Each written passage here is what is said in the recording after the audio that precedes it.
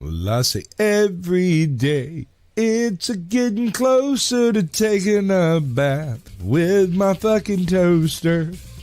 We're not qualified. Who are you? Explorers in the further regions of experience. I understand. If you do not listen, then the hell with you.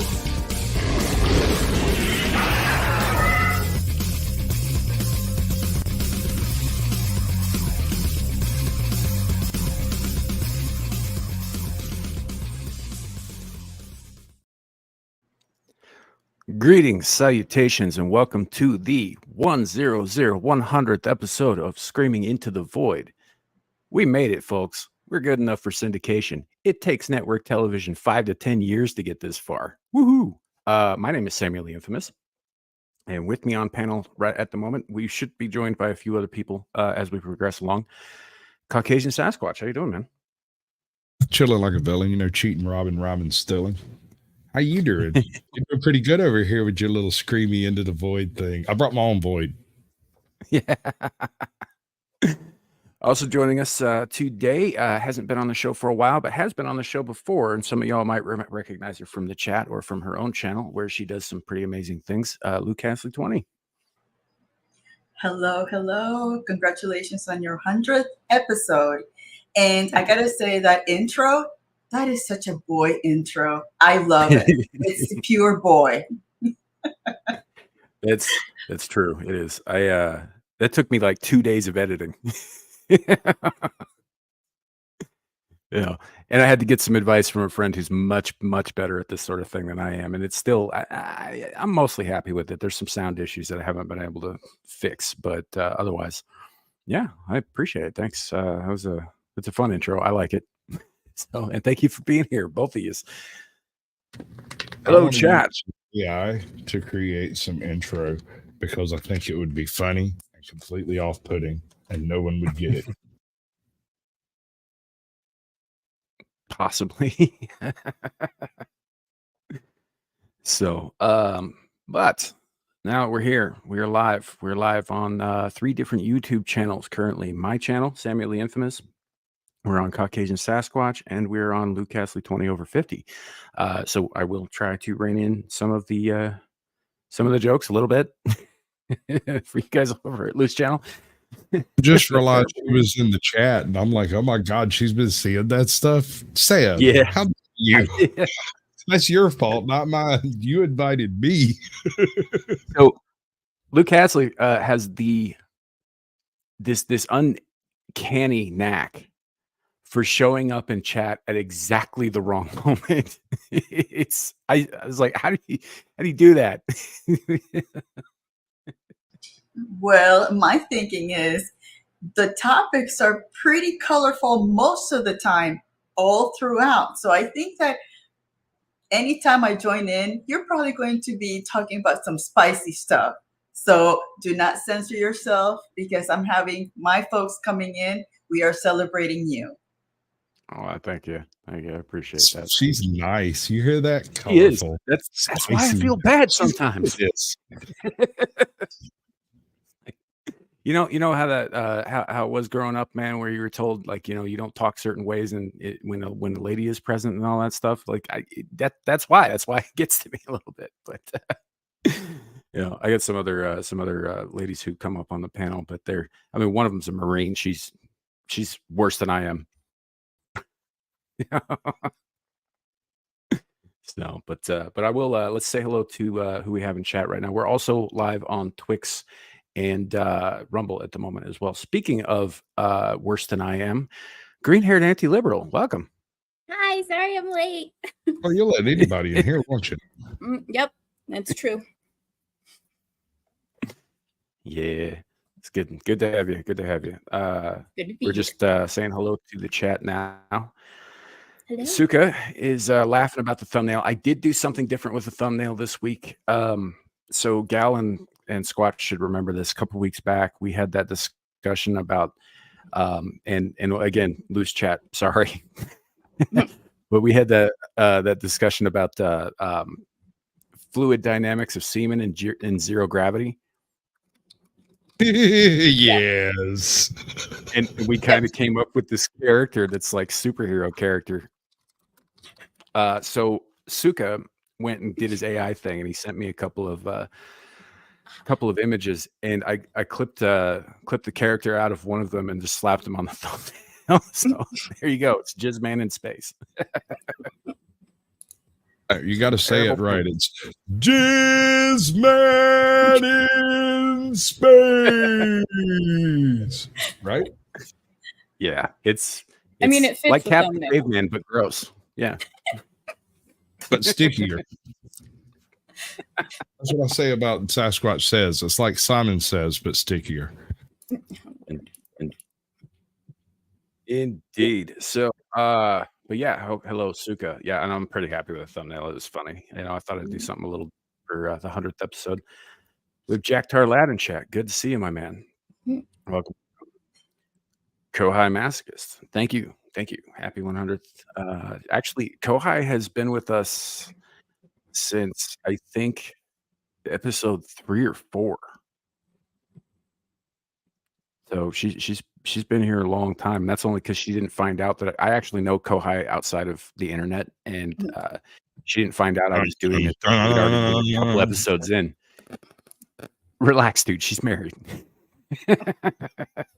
Come on, man. There's always a good time for a nice little bar drop. We also have Caucasian Sasquatch is up here on the panel with us. Beak, thank you, my man, for being here with us. Beak has been with us for a long time too. Chill with Claiborne, good to see you. We got Andy Pickle here. Hello. Thank you, Jack. We have Crispy Treat. Hello, good to see you. Hello Welcome there, to the darling. It's nice to see you. And I believe that's caught us up on everybody in chat except Gal, who was late, so she gets to stay down. I'm sorry. She didn't bring an infinite void to fall into. You're slipping. I'm sorry. I will do better. Dude, true. Speaking of Gal, have you met Lou? I think once before. Might not have been like Okay. directly on stream, but yes. Yeah, I've been watching you, Gal. So you can you are great with the boys. I just Yeah. watch, and the back and forth is amazing. I love it. I'm glad for that. You're like an internet mama, so I'm like, I swear, I'm being good. Gal, have you What's that? encountered the raging tomato yet? Have I what? What? Have you come across the raging tomato yet? I have not. Give her a look. See, you might actually be tripped out by what you find over there. She's ex-military, red-pilled man, no sphere debunker type. I don't know. I haven't exactly quantified what it is she's doing. I already like her. Y'all profile. might enjoy each other's company, is all I'm saying. Noted. I will check her. Thank you. I'm sorry, Yeah. Sam. That thing. No, happened you're again. good. It is absolutely fine. It One is. of the nice things, the things I enjoy most about doing what we do here on the internet is the opportunity to meet people from all over the world, Mhm. right? And to have conversations with people, and you make friends and you interact, and usually through interacting with one person, you end up meeting 5 other people, and then so on and so on. And it's a way for us all to connect without having to travel, which is kind of Robot cool, Sam really, is when you think back. about it. Especially because I'm really, god damn it. I mean, you came back. Sam. Robot Sam's my favorite. It's the best. The bestest. Yeah. It was not the most opportune hopefully that time doesn't for happen. you to robot. Yeah. Hopefully that doesn't happen too often throughout the course of the show Yeah. here. But yeah, no, it's good. It's good to be here. It's good that we get a chance to interact with other people and all that. And that's been pretty cool. I actually met all 3 of the people on panel right here through someone else that I know on the internet. So it is a how it is. Tangled web we weave. I'm sorry. I can't control what you do when I'm not around. It's true. With Tiffany's Epiphany with us today. Hello. Well, hello. You have a good first name there, and last internet name works well together.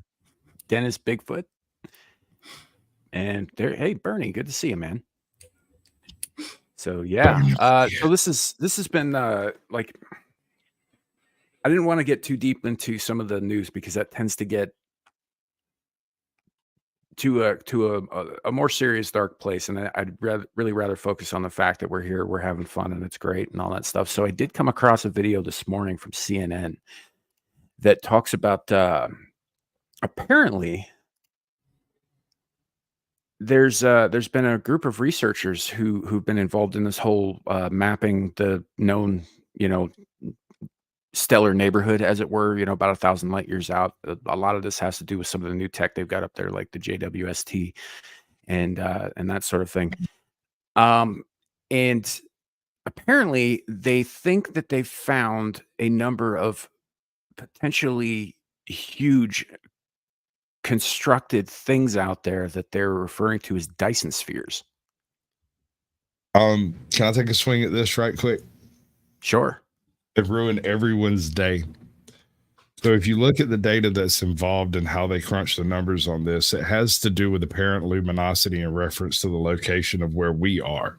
So when you're trying to track the number of planets on a star, say, what you do is you film the star for the course of a couple of months or maybe a couple of years, and over that time the planets transit the stars, and you measure the apparent luminosity of that star, and it can tell you how large the body is between you and it.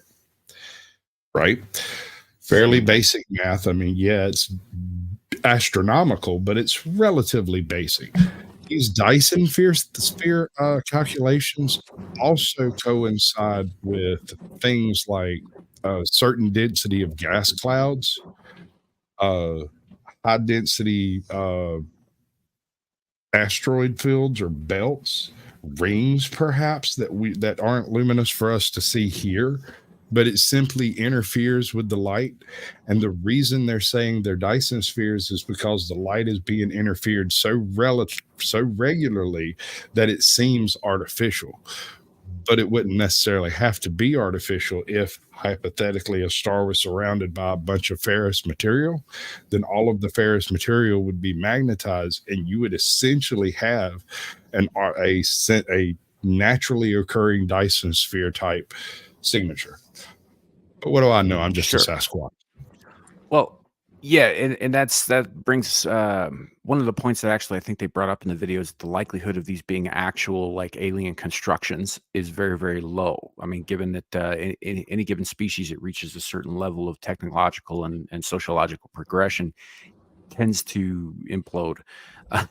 Kind of like we're seeing ourselves do now, and we're nowhere near creating something like that, And for those who don't know, a Dyson sphere is essentially an energy harnessing mechanism that's built many times the size of the star that it surrounds. It's sort of like the greatest solar powered generator ever. They're theoretical as far as we know. Yeah, this is just half of what Sasquatch said. Yep. I'm but a humble Marine. I don't know half of what you said, but it sounds, I liked it. Well, I recognize words in it. That's why I forgot to say this at the top of the show. We usually do cover this part of it. This is Screaming Into the Void. This is the show where we talk about whatever the hell we feel like, and occasionally it's pretty esoteric stuff like this. Okay, so in my head, I'm thinking this is like watching like a Star Wars movie or any of those space out there movies. It's just fascinating, but I have no idea what they're saying. How I felt. Fair enough. Well, that's the thing, is Dyson spheres only exist in science fiction, so it'd be very surprising if there was any truth to what they were saying. If they're saying like, oh shit, we found somebody out there is building these things, right? Which implies that there is a civilization of some kind out in the void that has surpassed our level of civilization. Yeah, but I have an issue with us witnessing them build it. What are the chances, the odds, the long odds that we would happen to be at a location in our technology capable of observing the construction of a Dyson sphere that was built 70,000 years ago, 70,000 light years away on another star, which means not only have they completed that project, but they probably noticed us. That's not good. See, and I think of like Stargate for stuff like this, because that's my. I hear what you're saying, but there is zero evidence for faster than light anything. Yeah. Is it perhaps a perceptual issue that we have, or is our measurements incapable of measuring above that point because we don't have a starting point with which to do it, a reference as it were, and therefore light speed is the limit? When we reach light speed, do we witness more of the universe from the perspective of light speed because we're now in a different reference point from the speed of light? These are the questions that keep Sasquatch up at night. Aren't we in the void? Isn't this the place we can bring these things? See, I just sleep at night. Yeah, what's that short going around right now about the how do you spell chauffeur? Yeah, CHA fancy pants, fancy pants, fancy pants. You gonna spell chauffeur after flexing like that? You sleep and can spell chauffeur? How dare you? I don't spell chauffeur, it's French. I say driver. I call him the designated driver in all cases. I think there's another U in there somewhere. Is that right? It is correct. No, fair enough. Oh wait, no. I thought this is a different word, apparently. A table stove or small furnace, usually a cylindrical box of sheet iron. What the hell? Okay, maybe there's multiple. Chauffeur.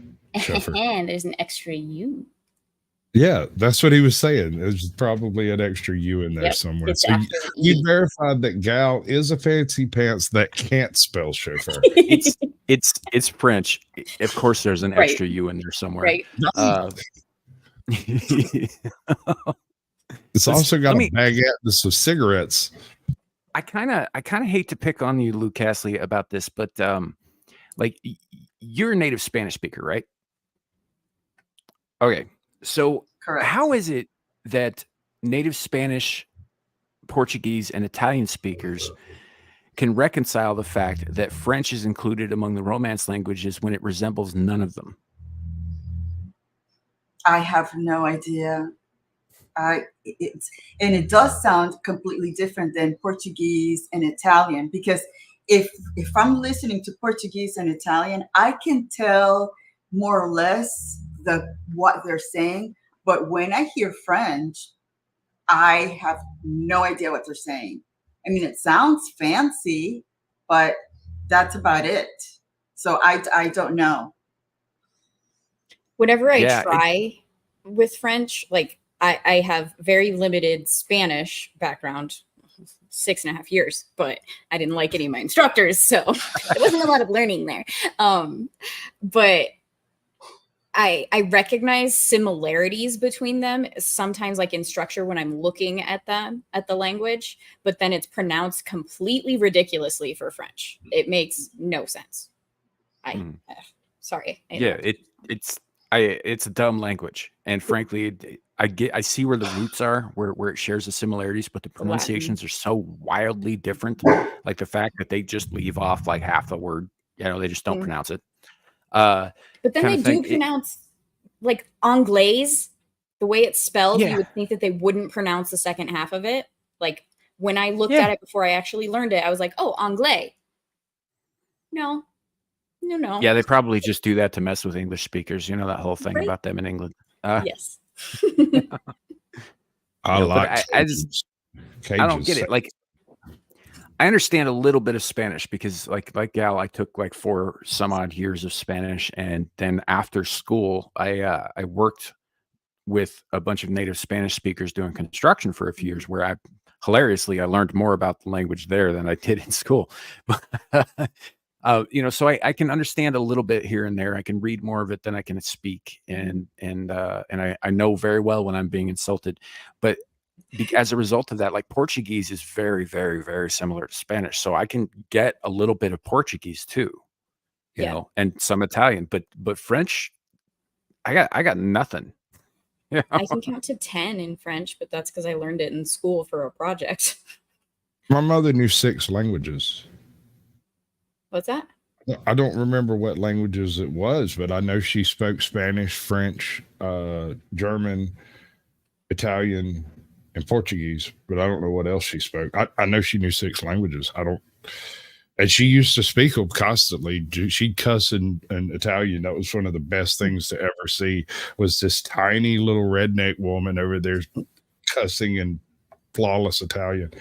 See, I love languages. Like, I have a knack for them. It's just I don't fluently speak any of them besides English. And like when I was in Costa Rica, I feel like I might have said this on this channel once before, but like I communicated with someone, like it was a local guide that was still new to her job. She could understand English, but she couldn't really speak it.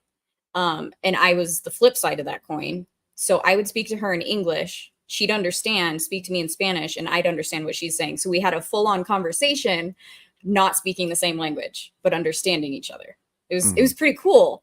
And like, I also speak Japanese a little bit. I can read it, just like Sam said, even with Spanish, I can read it better than I can speak it, but it's mainly because I don't speak it with other people.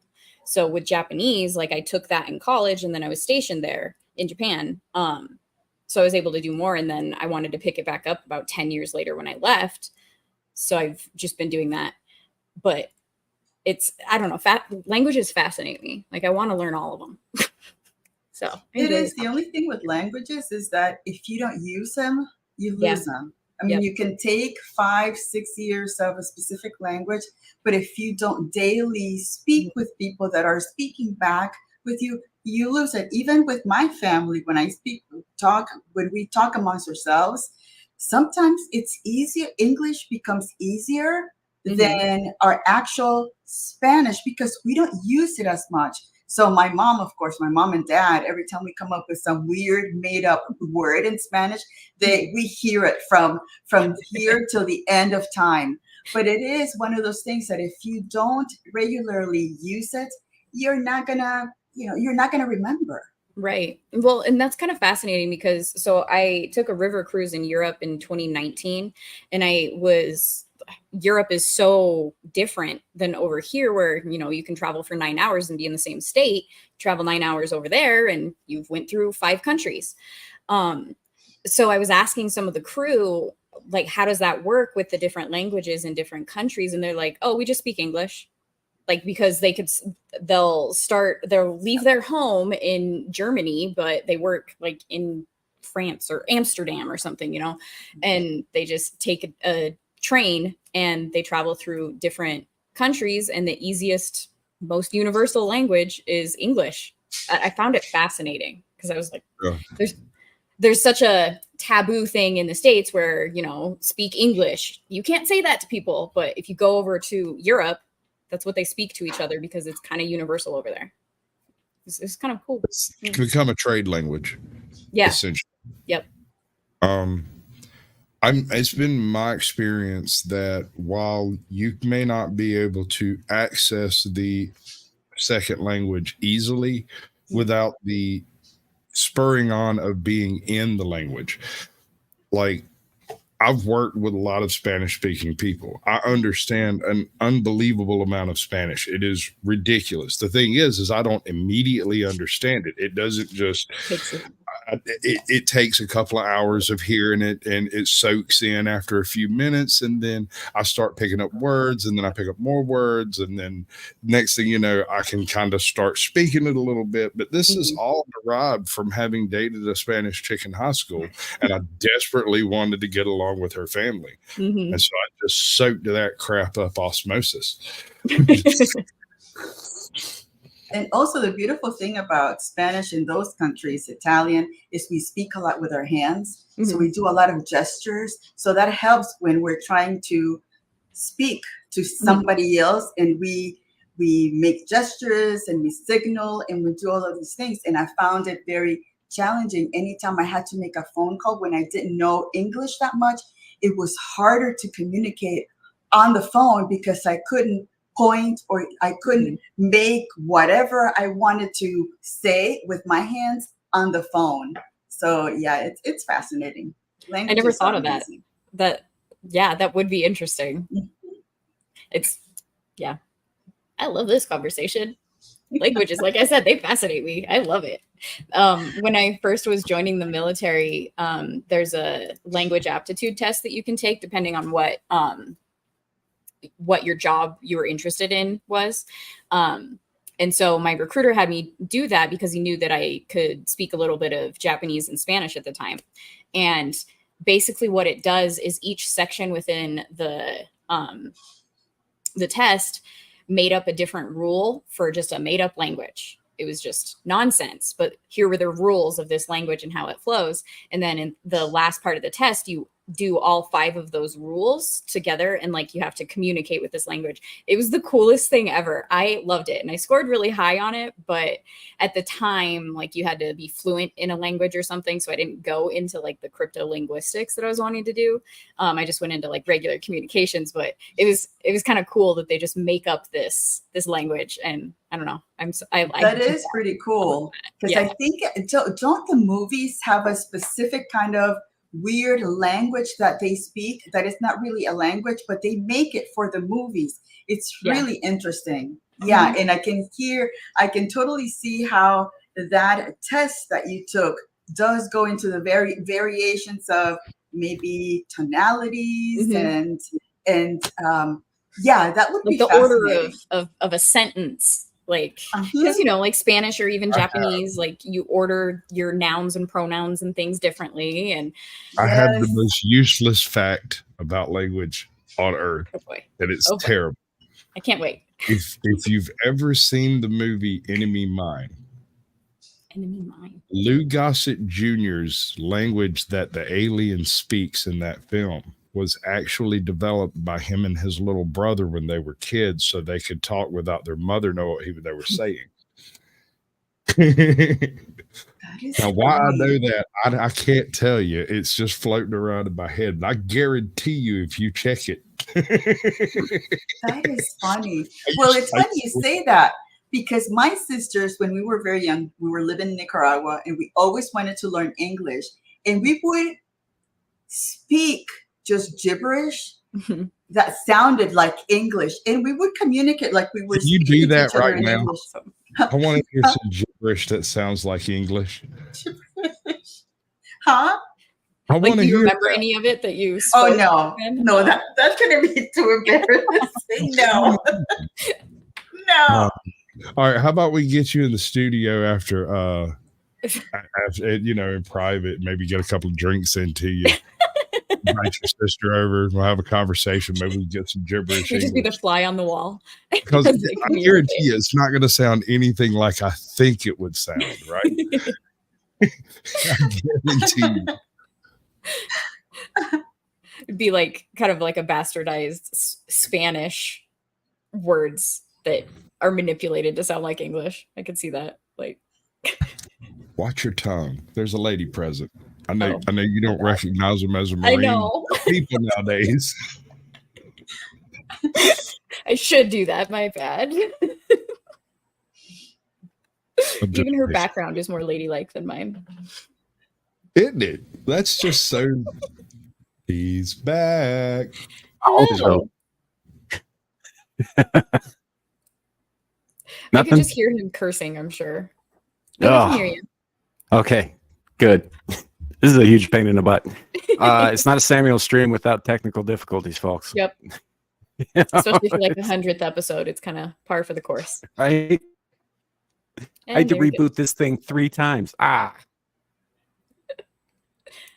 Hopefully it was just a tiny glitch. You came back after.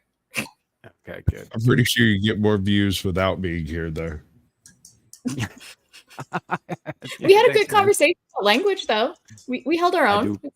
I do appreciate you holding it up like that, folks. So yeah, I don't know. It's still showing me that it's scurry right here on my little indicator, but hopefully you guys can hear me without too much roboting. I'm getting across. Good. Okay. All right. But yeah. The whole language barrier thing. I have listened to a little bit of it while I was busy rebooting this and screaming and cursing and restraining myself from punching my tech. No, it is what it is. It's a whole thing. We do have a surprise drop in, and y'all know him, y'all love him. Welcome to the stage. Devil made me do it. Oh! What's up, brother? No. What's up? Oh, I can't.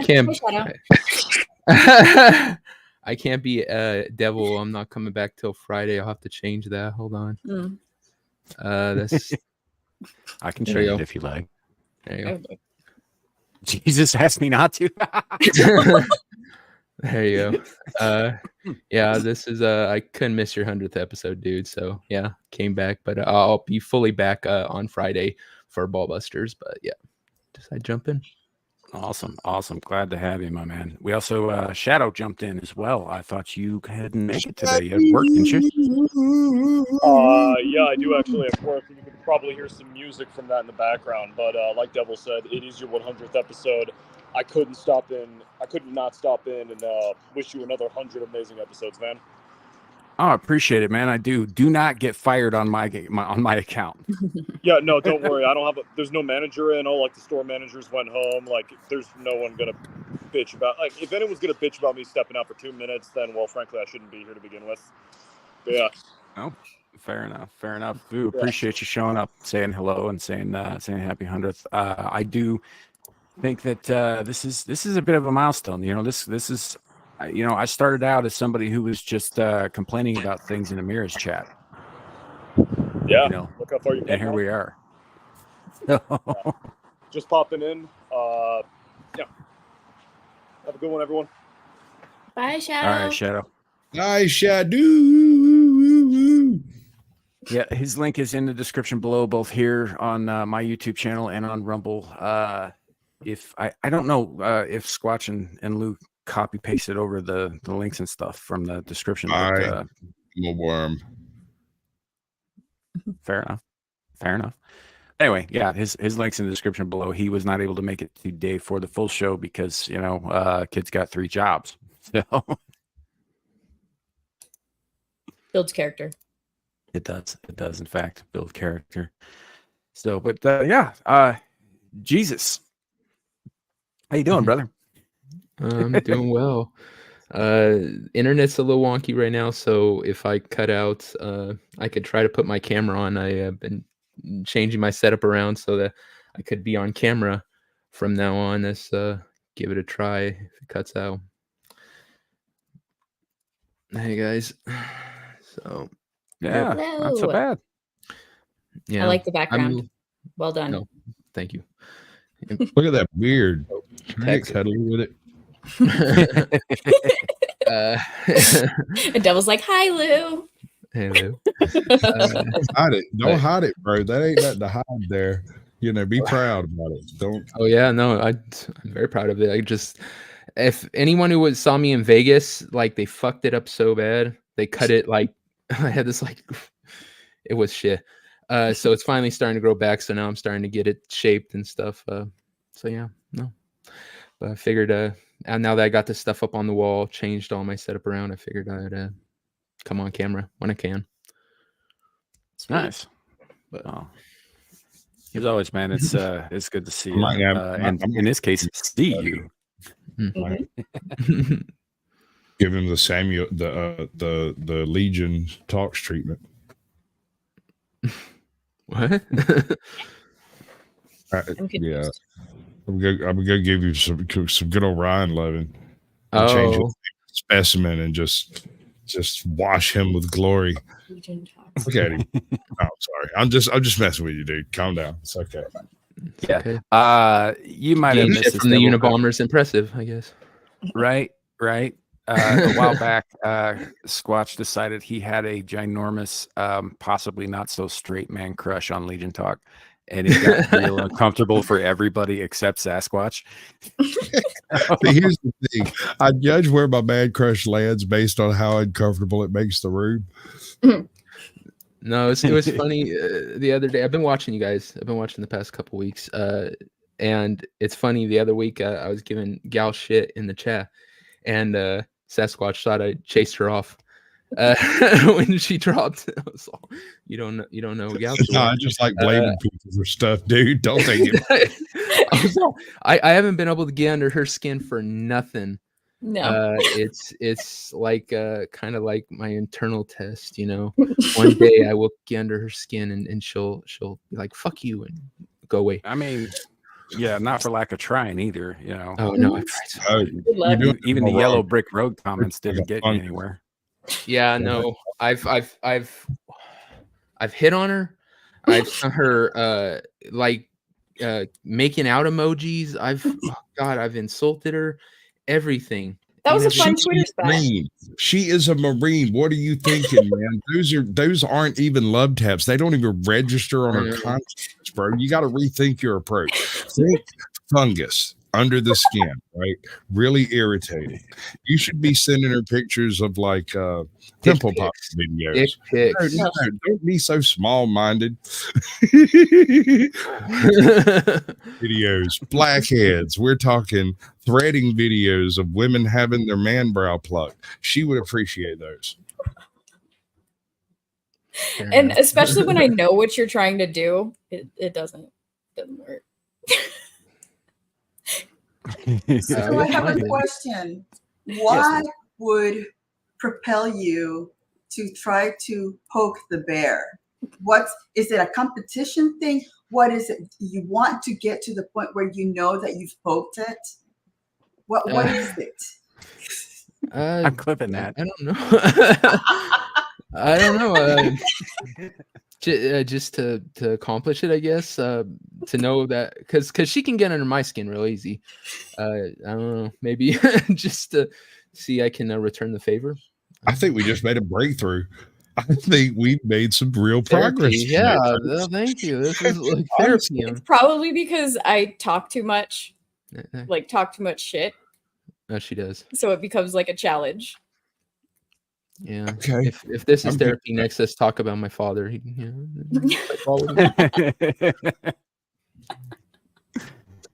Yeah, It was no, most it's embarrassing to me. My pops is probably watching this show right now. See, And will you know never what? I have a clear-cut way to get under Devil's skin. oh yeah. I've got a Clipping button that for too. that. Yeah, it That was doesn't work also that somewhat much anymore. confusing. Wait for it. I've built up a immunity to that and the cow crap. You immediately hung your head, Devil. That, but not as low. Hey, something Smooth, What's up, Smooth? That was great timing. Smooth. Smooth. Okay, Stu, you get the participation trophy of the night. You can Right. lose the trophy if someone else participates better, but so far you're the winner. It was great. That was Lou timing too. It just wasn't something to make him uncomfortable, but Right.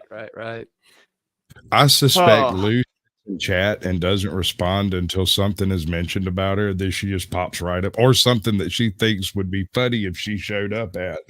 I think she's lurking and then- She works everywhere.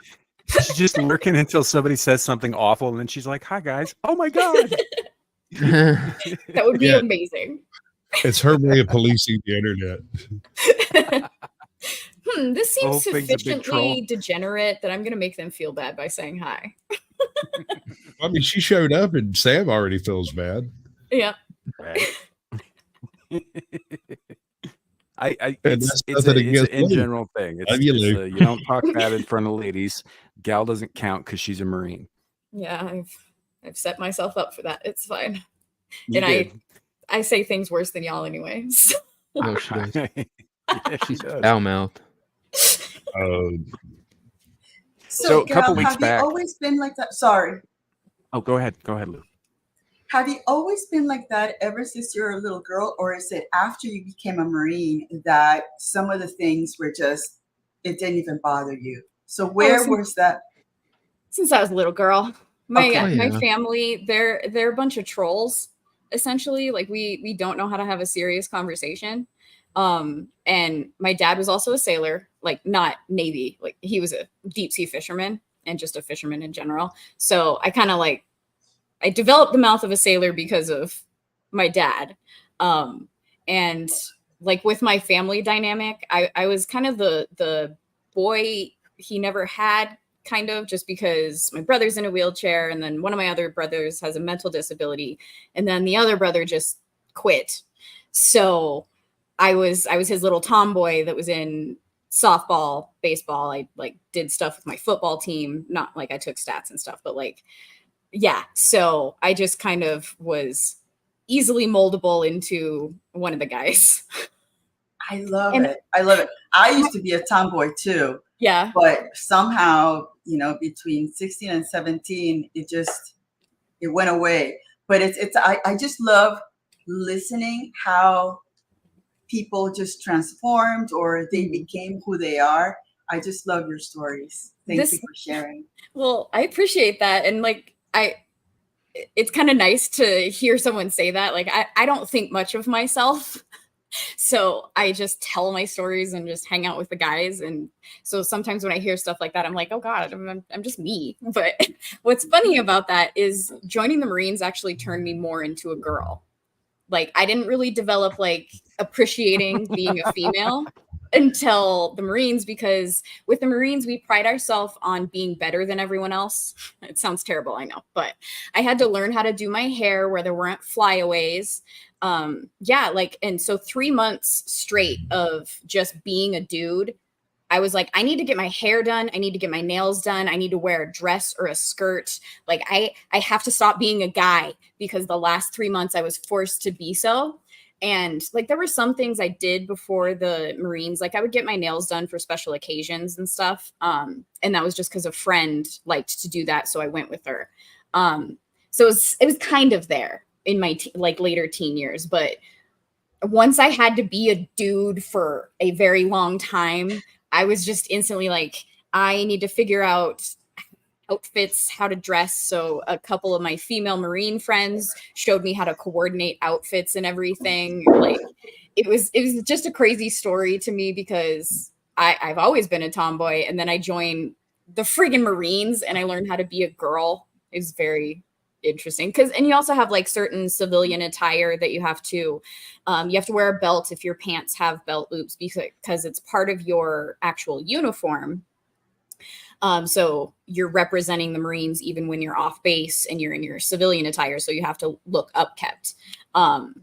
So we would always get pants that didn't have belt loops, so we didn't have to wear a belt. But it was just things like that I just hilariously became more appreciative of being a woman, and like, I don't want to say flaunting, but like showing it off more.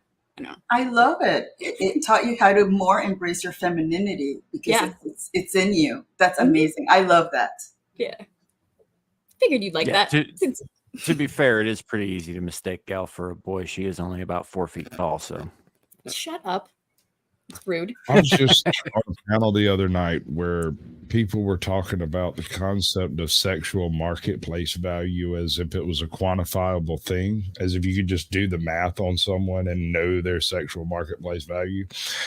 But I would say a female Marine on a Marine base, that's probably the highest tier of marketplace value on planet Earth. How do you mean?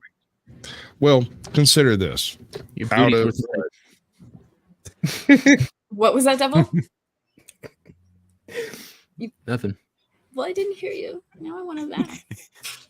He's like, nothing. I said your hair looks nice. Moving on. Yeah. all right. So, how many Marines are on Paris Island?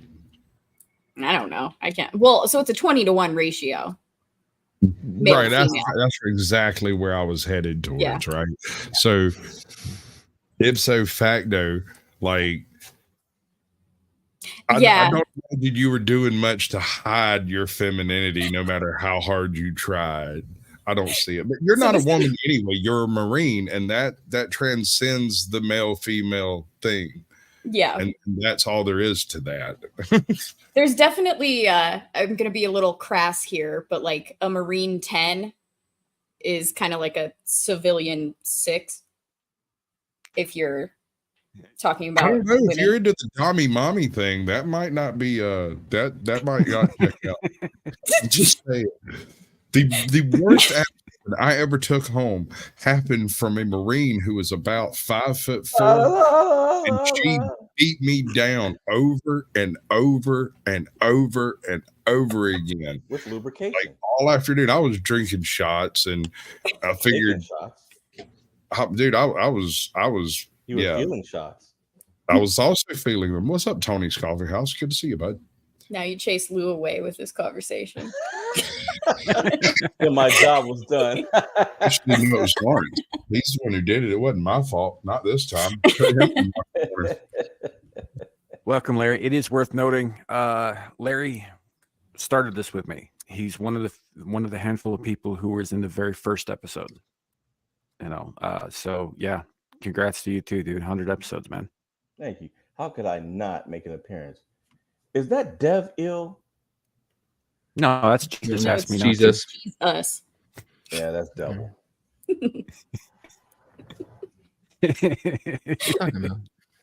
Devil may cry. Pretty sure if Jesus was allowed today, he'd work at a Taco Bell. I don't even want to touch that. Back to what you were saying, Sasquatch. I feel like any area of life, y'all have heard me say this before, like you drop one female into a group of 20 guys, the entire dynamic is going to change because there's going to be the guy that hates her for just ruining the dynamic in general. There's going to be the one that doesn't like women. There's going to be the majority of the rest of them that just kind of want to fuck her. And I mean, there's ones that want to protect her, like a brother sibling type relationship. And I saw it firsthand multiple times, like just me, myself being dropped into the group or from outside looking in. And it's always why I feel that women should never be in combat. It's fine being in the military in general. For women, there are jobs that are like administrative, or like I was in communications. Had I been deployed, I would have been assigned to like a 4-man team for scouting purposes, things like that. So I would actually be going out there. And that's not necessarily something that I felt was okay because our standards are lowered. Now they've changed things, but you're still not seeing a lot of women being able to hang with the guys when it comes to physical fitness tests because we're just built differently. Built for tough. Like it's, as I said that, it was just came to mind, but cringe. Yeah. Shut up, you. It's just, I feel like we're not wanting to talk about it because it's the elephant in the room, because you can't tell a woman that she can't do anything. You can tell a man that left, right, center. Well, I'll tell you what, put them out on the battlefield. They'll see firsthand that they can't do everything. Well, that's the thing. And I'm not saying that women can't be on the battlefield. Like if you're pressed, like if you have to, because all the men just like died. The Marines have exactly like NCOs and the Marines had to step it up. Historical circumstance. What's Whenever locations are overrun, the usual non-combatants that are sitting around aren't usually trained Marines. You get what I'm saying? Like the fact that you have a secondary fully equipped and capable fighting force that are currently doing administrative duties a little bit closer to headquarters. As something gets overrun over here, it doesn't tend to metastasize down the line like it does with dealing with others. You know, it tends to stop over here somewhere where a bunch of Marines, before their communications, before they're male, before they're female, they're Marines. And when the bullets start flying, nobody really cares until the time comes to try to save someone. You know, that's when it becomes a bit sketchy. It does, but even at the same time, I could fireman carry a man that was 205 pounds. I weighed 117 pounds. It was for 5 steps. Now, add a pack into that situation because we were just in our utilities. It was to see, because I sometimes, if you tell me I can't, I will. So that was kind of the scenario of just like, oh yeah, you can't pick me up. And I was like, bet. And so I did. But it was for 5 steps because I am 5'1", 120 pounds soaking wet type of situation. So in the battlefield, adrenaline is pumping and I would never leave a Marine behind, but it would be significantly difficult and it might just cause things to be worse, essentially. And it's the reality of life. And we don't want to have that discussion because feminism has ruined a lot of things. The conversation just in general, because you cannot tell a woman that she can't do anything. Even I'm being slightly hypocritical with that. Tell me I can't do something and then I'll prove you wrong. It's a little different because I am aware of. You can't flash me. Shut up, devil. Let me. Took your challenge seriously. I mean, chime in for a quick second. You know, the Army, of course, is a much larger force than the Marines, and so our mission, of course, is different. Not everybody has to have all of the same training because there's so many of us. But I will say this: there are hundreds of positions where women are told that the public is told they're non-combat, and women can go in this position they're not combat. But when a war breaks out and they get deployed, depending on what their occupation is, they can very well find themselves standing right next to infantry, you know, special forces. Their official job title might be different, but let that female be a Black Ops helicopter pilot, and her job is to transport some Rangers somewhere, and she starts taking on fire. She's there. Yeah, she's not a Ranger. She's there getting shot at just the same. It's the same thing with MPs. I knew a lot of female MPs that that when the Iraq War went on, especially the second one, they were out there. They were out there right next to the infantry. The difference is when the battle is over, the MPs stayed back to make sure that the people they captured stayed jailed. But those women were getting fired at just the same. Yep. So it's all in the name, but in reality, choose wisely, young lady. If you are a woman who's looking to go into the armed forces, especially the Army, look at that job description, because some of them can tag you to an infantry unit, and you will find yourself in a situation that you didn't expect. And they'll make sure you'll know when that deployment comes down and you start getting combat training that you didn't get when you were in basic. Yeah. They don't do combat training in basic. They do, but there's additional training because they'll train them for the specific area. So, for example, if they're in Iraq, they might do urban warfare training, stuff like that. Things that are specific to the region that they're in. You see that coming, Because Marines, we had Marine combat training after boot, but it was just like an extension of it. So right. This is, I guess, my contention with women in the military is like I kind of agree with Gal that there are roles that women can absolutely fulfill that don't put them in a situation where they're in immediate danger. Like communications, for example, or motor pool or something like that. And I understand that there's always a possibility that something could happen, but it's much less likely. My, I guess, problem is that no sane civilization in history has ever put their women on the front line. Yeah. The women are to be protected because they are the bearers of the future. Men are Yeah, they have more value. In society, Yeah. women have more value. They can produce children. We can't. You can have one man and 30 women and rebuild society, type thing. Not so The much. thing with the kind of counter to what Larry was saying is, so combat roles, I wasn't in it, so correct me if I'm wrong, but like you're continuously training up for that because it's your specific role in the military. You want to keep that fresh as possible and not just do annual training. So with my specific job, it was communications. We were meant to keep our gear up throughout the year, but we would do our physical fitness tests once a year because you have to maintain it at least yearly. So how I see it is like, if you're a specific combat role, you're maintaining your gear as in yourself and the gear that you're carrying with you. That's kind of how it should be, because if you're going to be the front lines, you need to be that. While we do our annual training, it's not specifically geared towards combat. And my communications, like when I was in Japan, it was satellite communications, where we would be at the tents making sure that we communicate with the satellite so you can have your phones between bases and the internet is up so you can do like video calling and things like that. And we needed to be specifically that we constantly needed to be training up and building up. Whereas, so you're the person I need to talk to if I want to hold a Call of Duty in a foxhole, right? Yeah, something like that. Okay, good. That's what I wanted to know. Thank you. But that's more how I see it, is where you have your specialized training and you have to maintain that throughout the year. And then with the Marines, like, you at minimum have to maintain your physical standards. We would obviously do our PT every morning and maintain our physical standards throughout the year as well.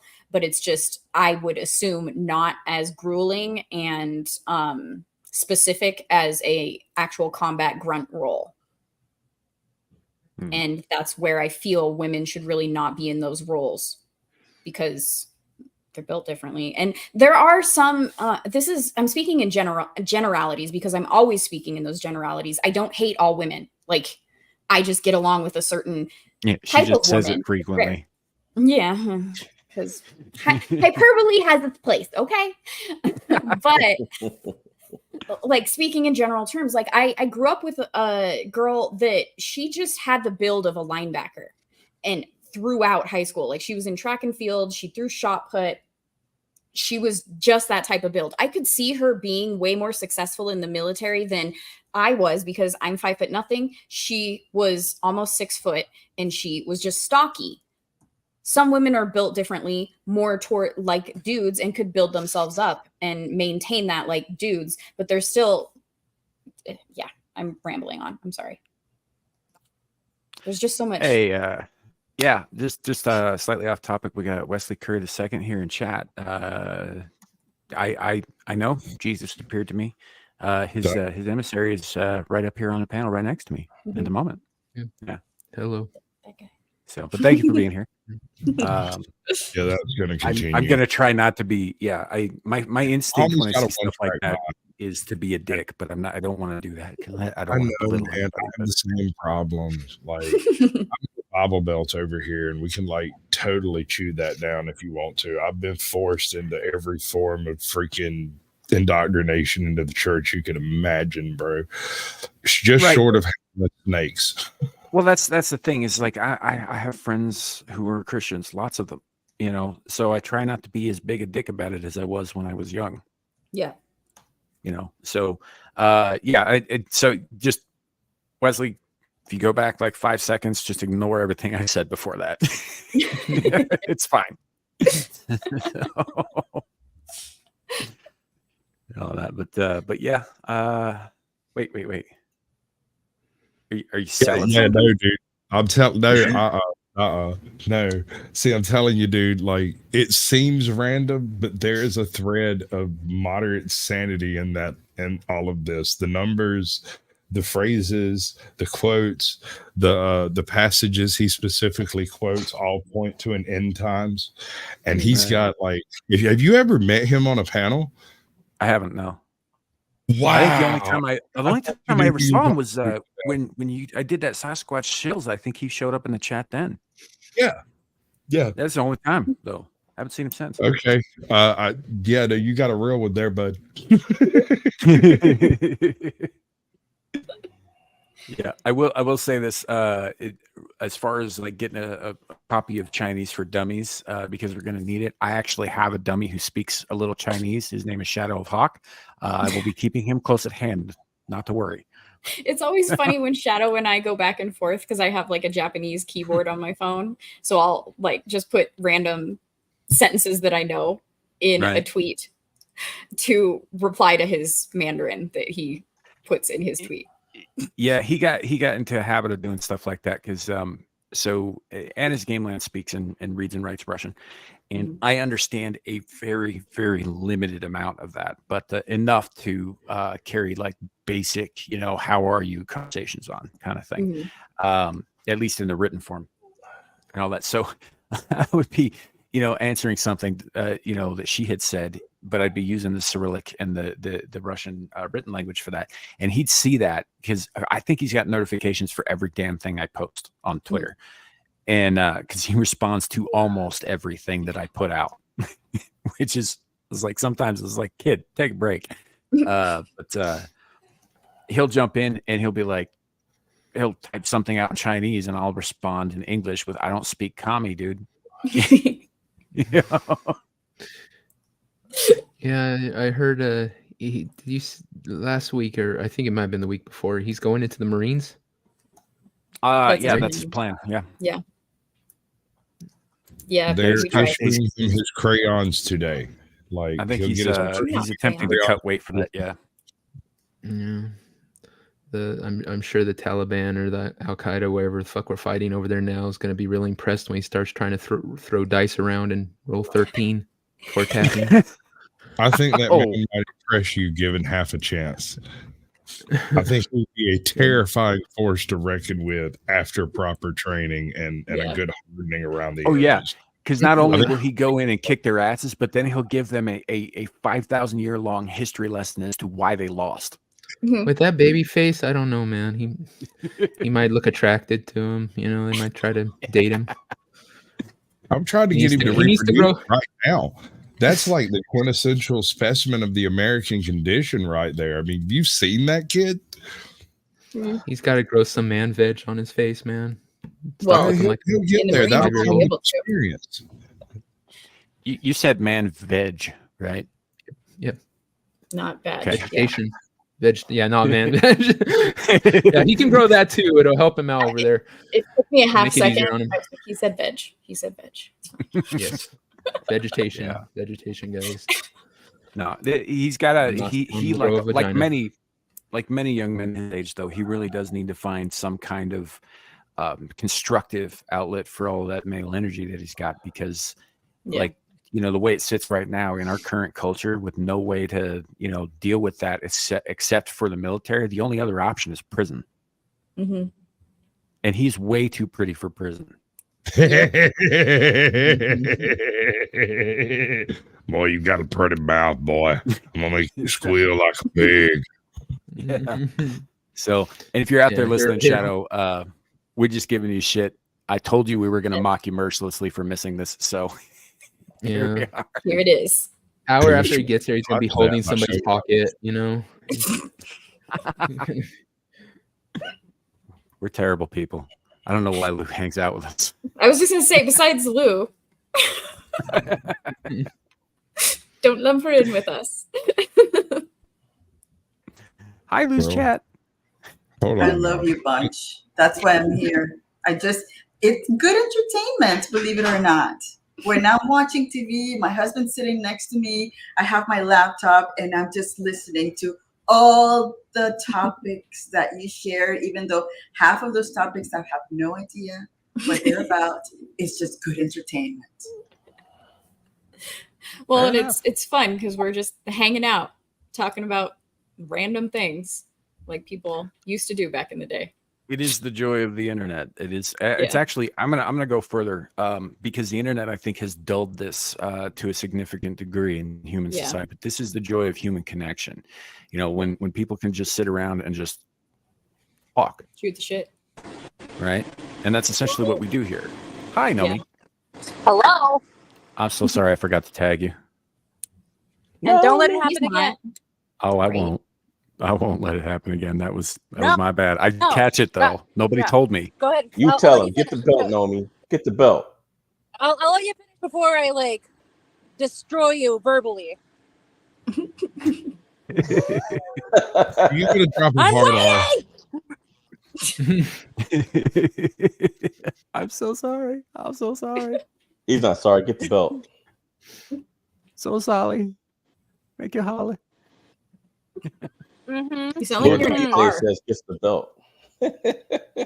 I am in my car because it's hot as hell, and I am currently at a baby shower, and I am just in my car trying to stay cool, and I'm already down on my 4th bottle of water, just walking to my car. Yeah, no, I'm good. But yeah, wanted to swing by because yes, it's 100 episodes. What else? Yes, Samuel forgot about me. It's okay. I'm usually a forgotten person. For a minute. But yes, Sorry, he forgot about Dre too. Wow. Don't forget about Dre. Wow. I don't know what that means. That You was never a heard the really rap song with Eminem and Dr. Dre? dude, that was bad. I don't listen to hip hop. I don't know how many times I got to go over this. I don't listen to that music. I don't know these people. Sometimes That's I forget why you're so white. I listen to European symphonic metal, folks. So, like I said, Halem. I'm very, very white that way. Bag of powdered and a little, sugar. Shit. a little bit of Japanese prog metal, but but yeah, I so when you say Dre, like I know people who go by Dre in real life. So when you say that, it's like, wait, Yeah, did I forget somebody that I actually know? And then you're talking about Dr. Dre, and I'm like, oh, well, I don't know why I would have thought of that ever. Dr. Dre, is that one of those rap fellows? I guess. I believe so. He's one of those rap producers, man. I believe. No. I thought he was the guy who invented peanut butter. Is he really a doctor? maybe in prison. Doctor of Thugonomics. Well, that's John Cena. That's pretty bad, dude. John. You're not great at this ethnic humor thing. Did you grow up around a bunch of white people? Yes. No, I didn't actually. I did too. I grew up. I grew up around a multitude of people. What was that, Nomi? She said she did not. I don't know if she said anything after that. Grow up around white people. Yeah. You're channeling your inner Sam. Nomi? Yes. Yeah, we're not I catching am, any 'cause of I'm only attracted to white guys, so. We heard that. We got that part. I already knew that about her. I learned that in Vegas. How do you feel about Viking cryptids? Are they hot? He's talking about himself. Oh, no, that no hablo en inglés. Sorry.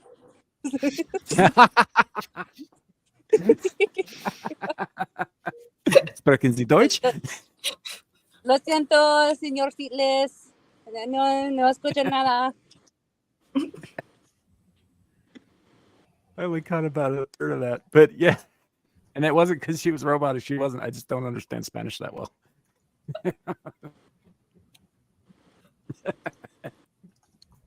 Oh man, it's good. Sorry, I guess I'm gonna. Sorry, guys, but continue. I'll be listening in. Okay. It was good to chat with you for a sec. See you.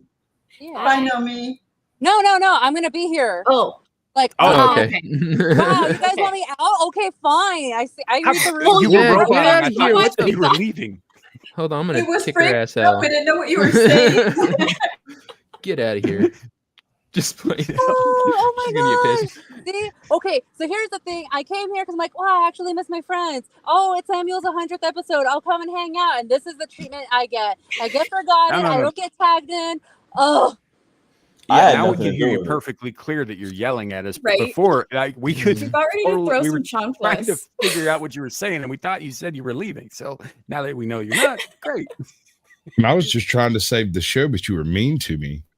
I know, she's downright rude. Sorry, I have a fiery personality. It's because I'm Mexican. Speaking of racial stereotypes. Yeah, no, I grew up around a lot of white people, but that's because my dad was a biker. You know, and it's not that there aren't bikers of other ethnicities. It's just that they tend to be kind of ethnocentric. Those clubs. Mm-hmm. So, yeah, he's pretty white. My stepdad, rather. My father is a whole lot less white, but he wasn't around that much. It's fine, you know. And now he's dead.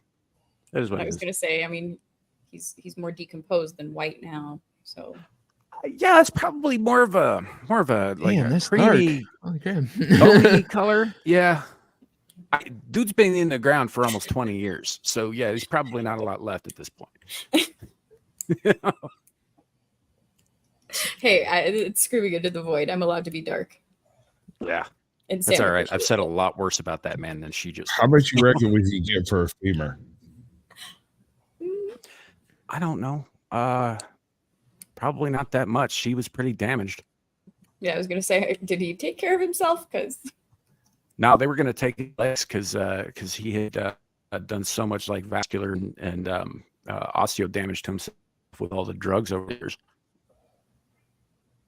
We got most of and that. Then instead of taking his legs, he died. Oh. That's fine. It doesn't matter. His bones aren't worth anything. In summary. Yeah. Suppose I could take like a finger bone and like market it as some kind of saint or some shit on the black web. Or on the dark web. I could probably, make some money that way, but it would be a lie because he was not a saint. He was only nominally Catholic. So at least you're looking for financial opportunities with your father's corpse, You're trying to think outside the box, Yeah. I hadn't considered that before. He's only buried about a quarter of a mile from where I am right now. Hey, man. People need ashtrays. That's opportunity. All we need is a motive, and that's money. So looks like you got a crowd. Right. Yeah. Aren't they now making diamonds out of ashes? I hear that now they're getting people's ashes, and then they make like little diamonds for people to carry them around. So you could probably try something like that, Sam.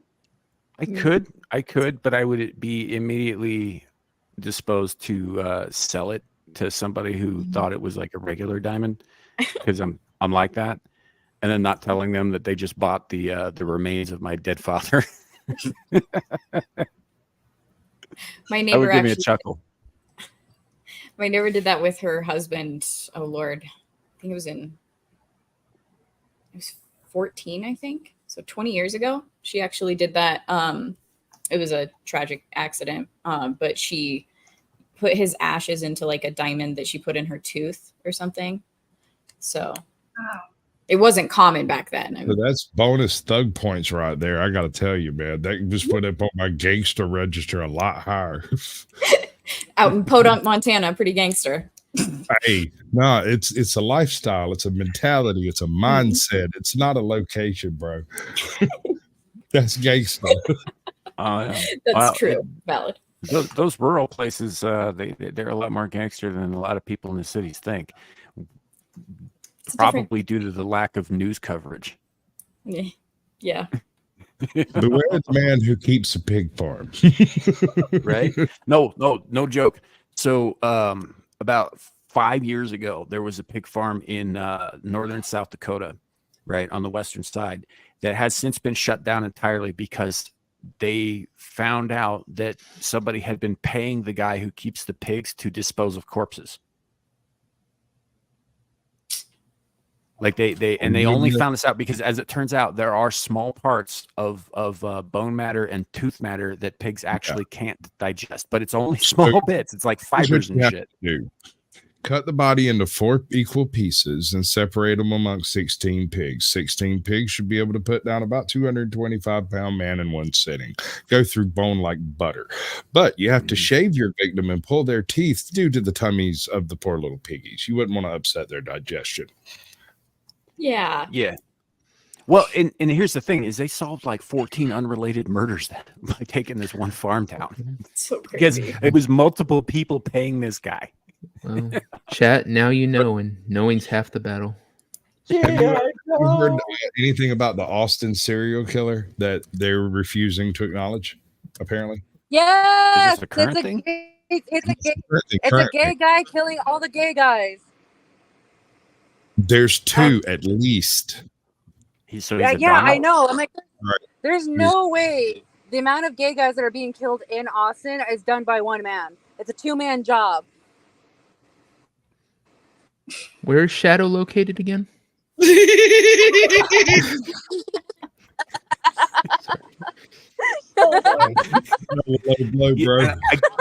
guarantee the big problem Shadow would have with that crack devil is the fact that you're inferring that he's gay. Yeah. Look, I haven't been able to tease him. I haven't been able to tease that kid for a month. Does it register? I've been going through withdrawals of not being able to tease him. Like there was a particularly gay bird I saw the other day. I started throwing rocks and cussing at it just because I was going through the withdrawal. So. Little Pidgey. Saw a gay bird. Yep.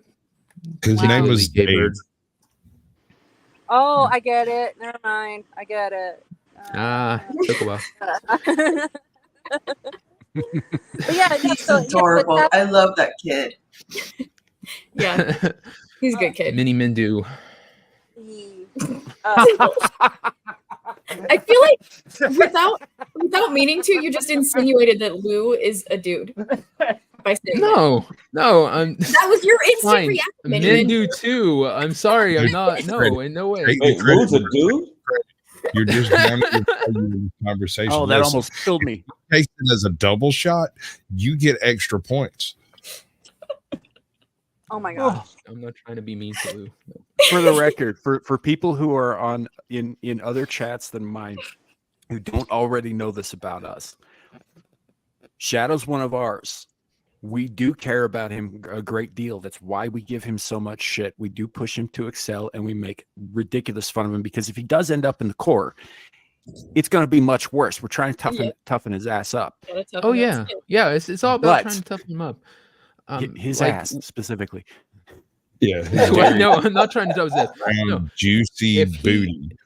If he gets in, man, the second he gets out of basic training and goes over there to wherever sand pit they send him, I'm gonna draw a freaking Muhammad in a bikini on the back of his uniform. Oh no! Yeah, I'll sign it. It'll be like the devil, winky face. Camp, not basic training. Sorry, whatever. Feel cute, but feel like getting you shot. Yeah, I'm trying to toughen him up. So, but here's the deal, makes you stronger. Yeah, is for Lou's chat and Sasquatch's chat, we don't actually hate the kid. We just make fun of him disproportionately to the things that we say about each other, which is kind of messed up, I will grant you. But the things we say about each other are also super fucked up. So, but isn't that how men actually bond? That back and forth. Yeah. So I totally understand that. Yeah, I get it. But do you understand that the reason I clown on Shadow so hard is because I have respect for him, for the decisions he's made and how far he's made it and all that stuff. I wouldn't rag on somebody I didn't care about. Yeah. Yeah, that's true. You rag on me a lot. We only roast the ones we love. Exactly. I'm already roasted, devil. You've seen what I look like. Yep. Like a burnt marshmallow. He's a burnt to a crisp. Stay black marshmallow man.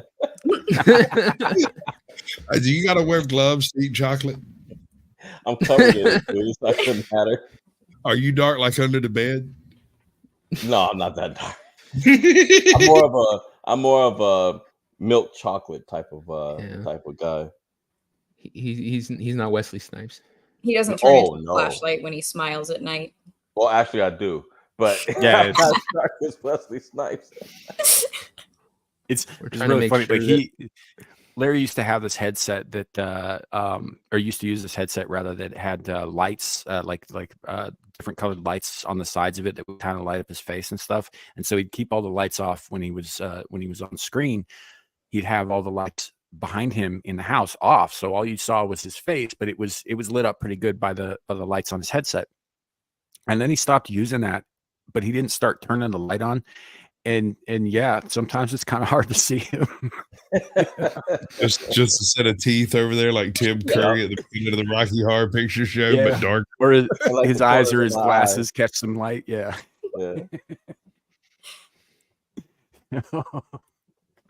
I, on the other hand, can sit in the dark, and the light coming off the computer screen will reflect me perfectly well because I'm very pale.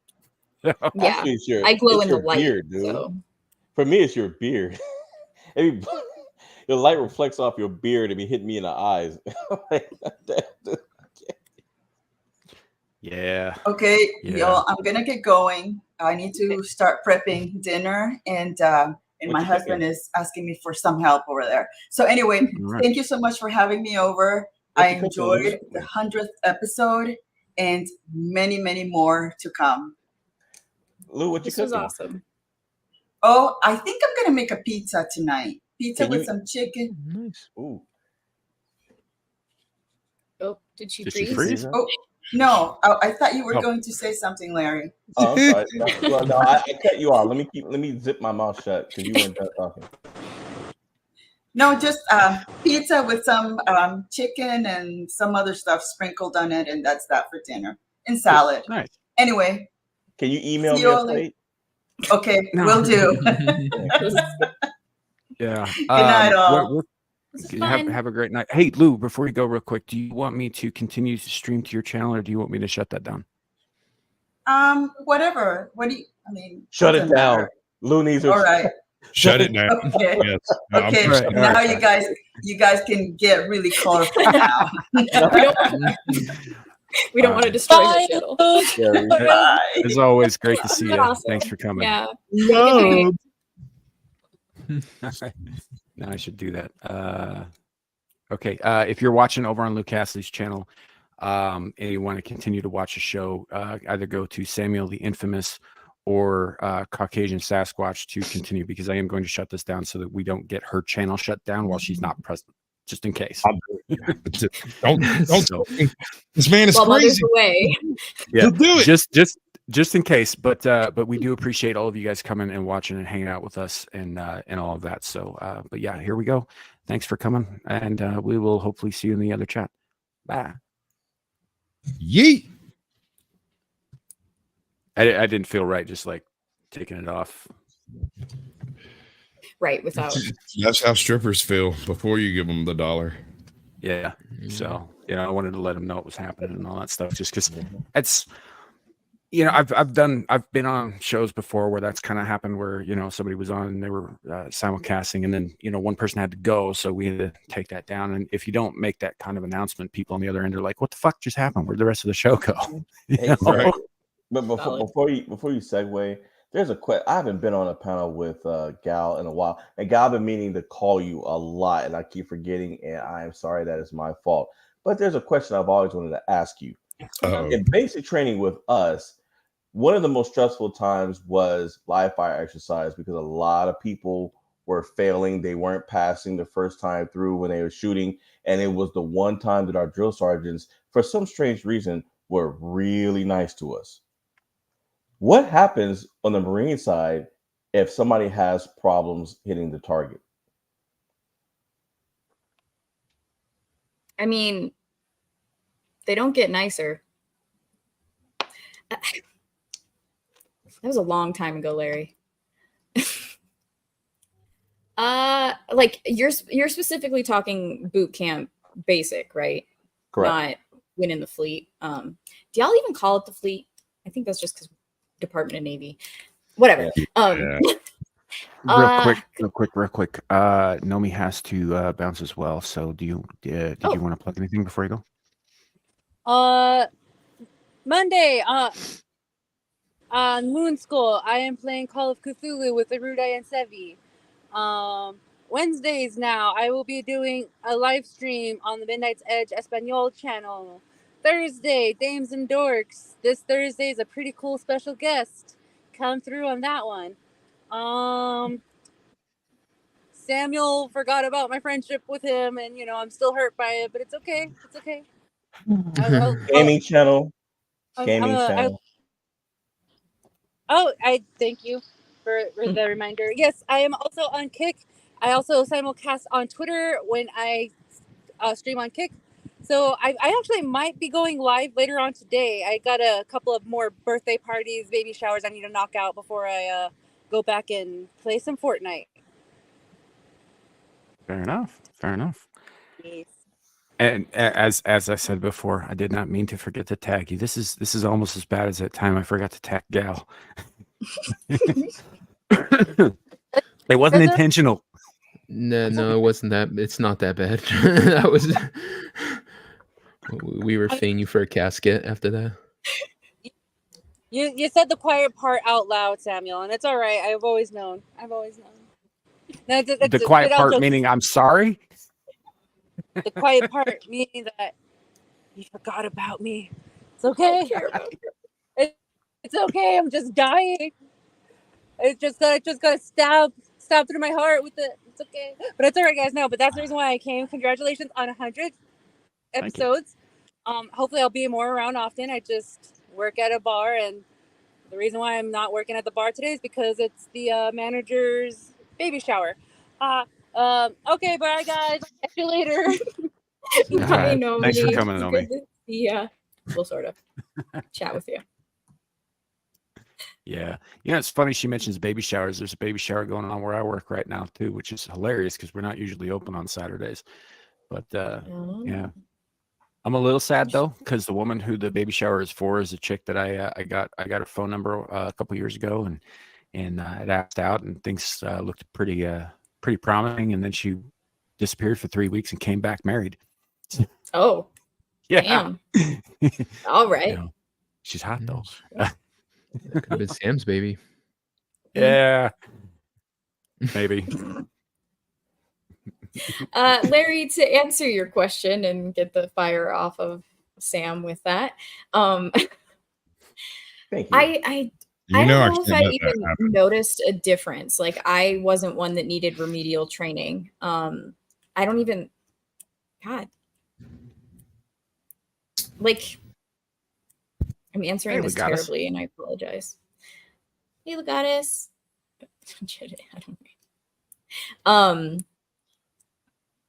Yeah, so I didn't notice them like changing their attitude or anything. It was more just stop fucking up, figure it out.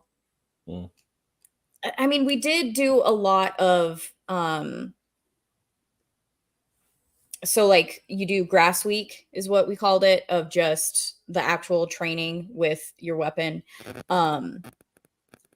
Without it, you didn't even do dry fire or anything. And then the second week, and this was always our annual training as well, was grass week and then live fire the second week, where basically you're learning your weapon, you're getting used to your weapon, and just learning the basics, the breathing techniques, everything, the trigger discipline, trigger pull. And then the next week would be you start with dry fire and then live fire. After that, I'm not really answering this very well, and I'm sorry.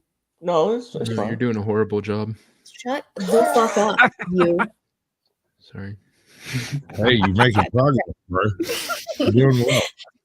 Yeah. But yeah, I didn't really notice it. Honestly, it was swim week that was more noticeable, where if you had to be in remedial training, they called it the Black Panther Party. And oh, that is so fucked up. Really? Yeah, really. But you'd understand What why. kind of forever, baby? because the there's a certain black demographic people can't swim. that don't. It's not that they can't throw them in. They can. They just don't. So certain types of Marines, of course, they couldn't swim, and so they were taught like how I was, picked up, thrown in the deep end, and told to figure it out. Yeah, and I did. Yeah, that was one thing about my pops. I always knew I had a hard lesson coming anytime he broke out the cigar. Like this was going to be bad because he didn't smoke cigars. He didn't smoke. And so when the cigar come out, he had already thought some shit over it, had made a decision, and I was going to regret it. Yeah, that's what happened when I was thrown in. I was like, well, wait a minute. What about my fins and my snorkeling equipment? And before I could even finish, what was said to me was, oh, you don't need them. Off you go. Blast. Yeah. See, with swim, sorry. Did you guys see South Park Bigger, Longer, and Uncut? Because this reminds me of Operation Human Shield. It was a long time ago. Right? And then the other operation, Get Behind the Darkies. Yeah. I did so many stupid edits with that episode. That's why I turned Luke Cassidy's feet off. Yeah. And Cartman had his way. The freaking gingers were right next to us. Yeah. At least the darkies have souls. Dark souls, but souls. Dun dun dun. To be fair with Swim Qual, it wasn't just, oh, can you swim? It was, can you turn your gear into like an inflation device? Yep. Or flotation device is what I meant by inflation.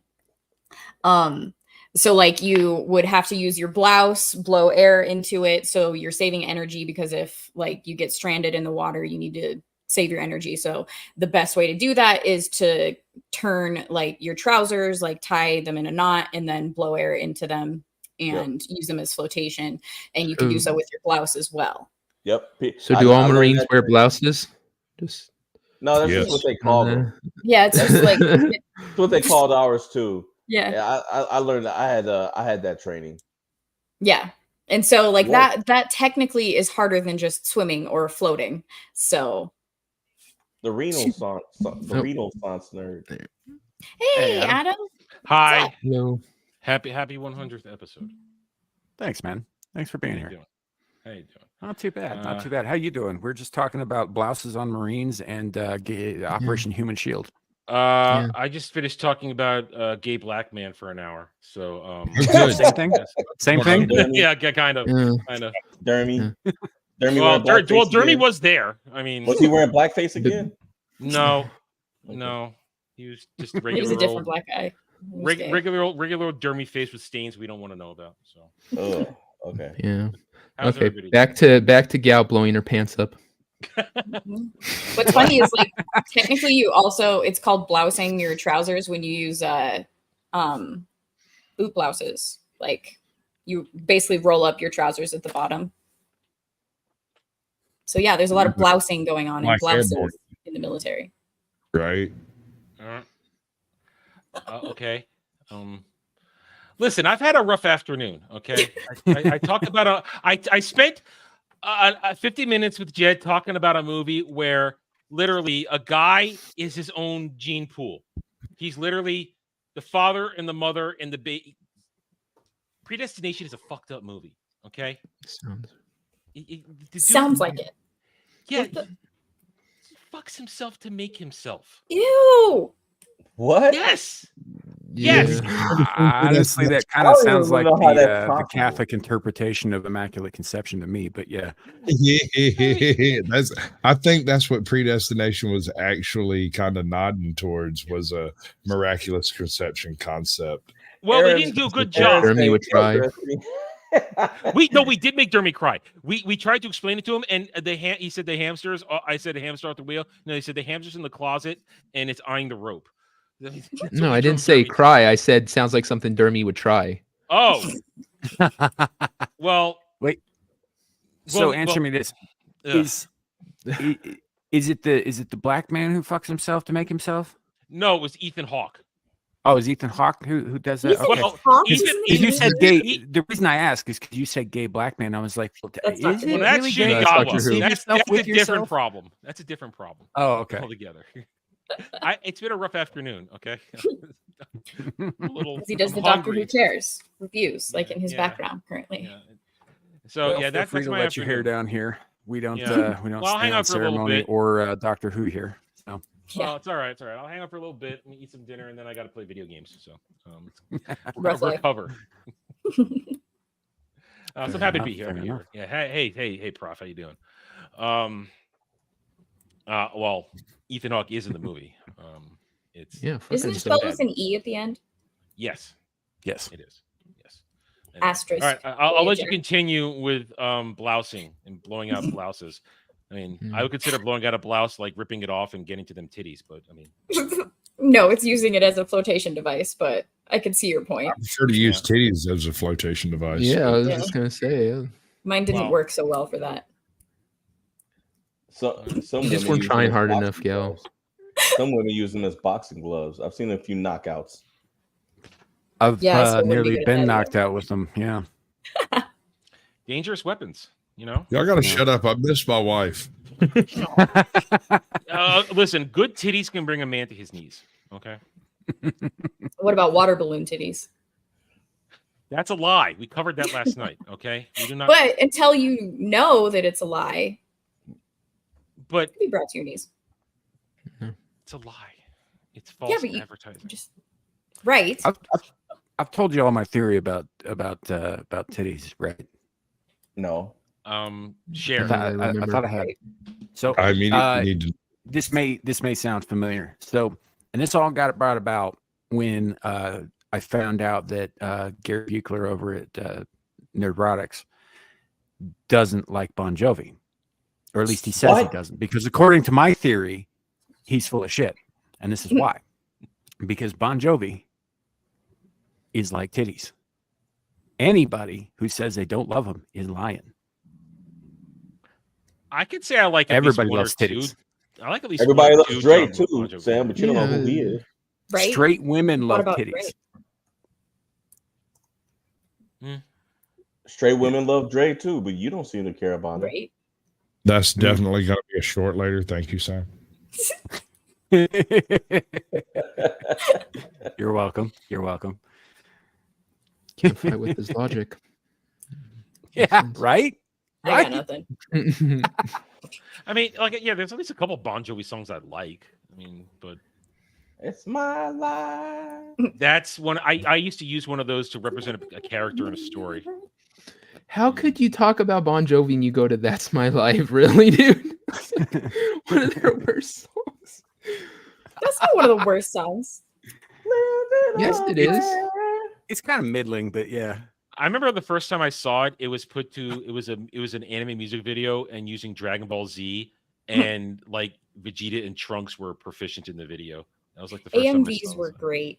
That's how I used to collect music for a while. I would just get anime music videos because I felt that was the way around people getting angry for pirating music. I'm like, oh, it's in a music video. I didn't actually, somebody else made it. I didn't get the song and somebody else did it.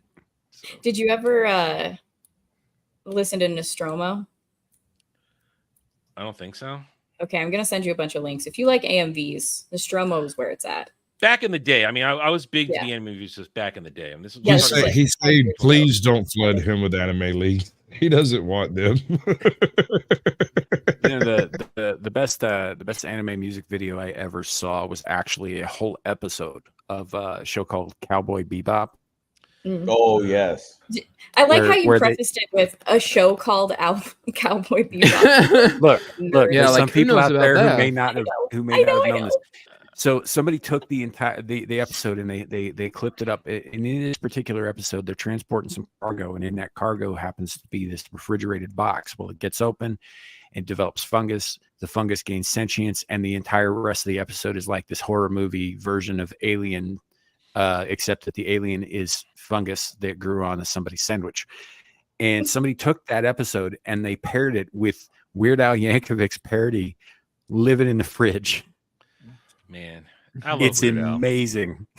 Fucking Weird Al. So good. See, here's the problem. I as many times as I've seen it, I don't love Cowboy Bebop. I know that's sacrilege to say he's an anime fan, but I respect it. but I just think people put too much into it as something. I just do. So. I think it's a nostalgia factor. I think that it's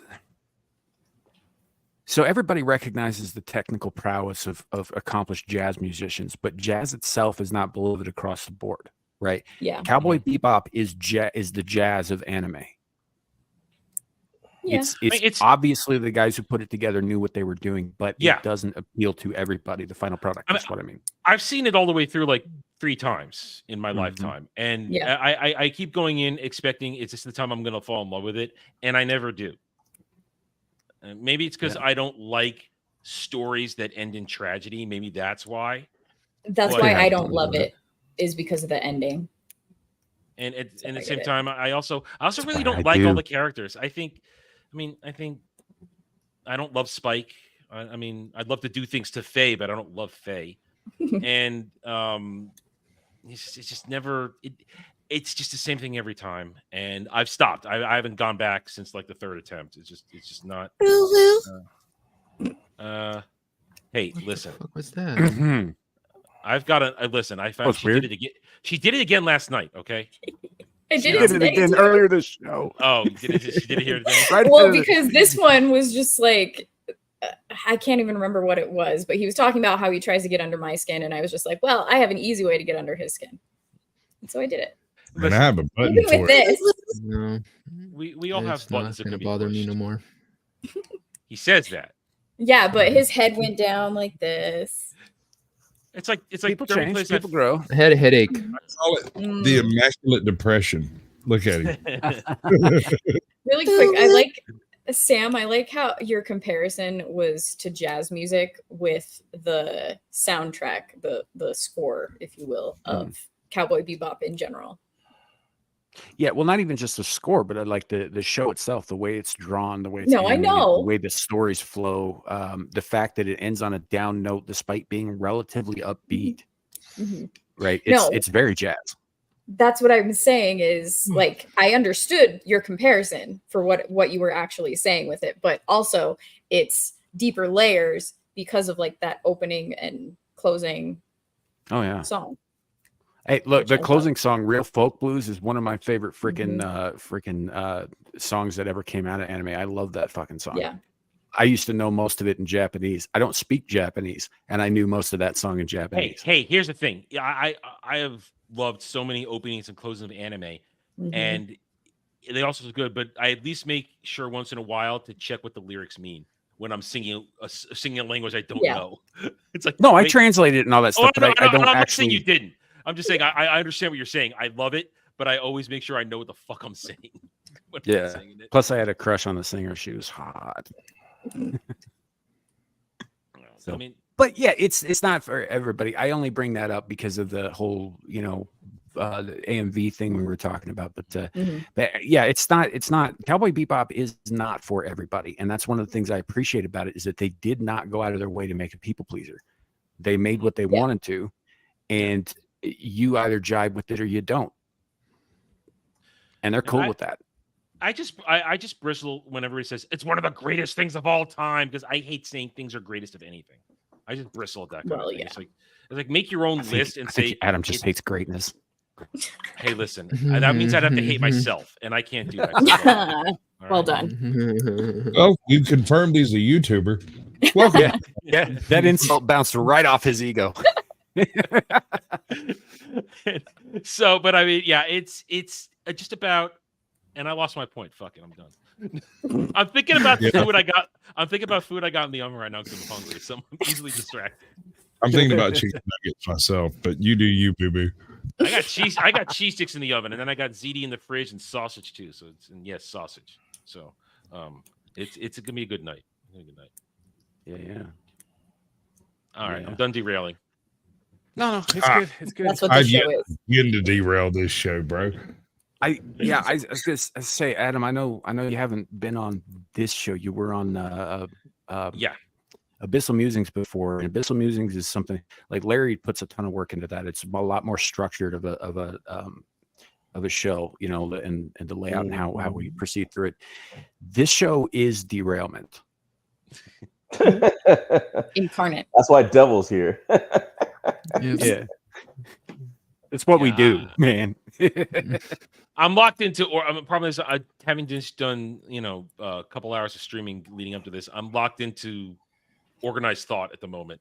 So I feel like if I'm derailing, it's like, shit. Okay. I'm derailing a bit. I know you guys. I know what you're doing. Wait, are you practicing being autistic? Because I kind of do that without effort. I am OCD, but I'm not autistic. Oh, do you make notes?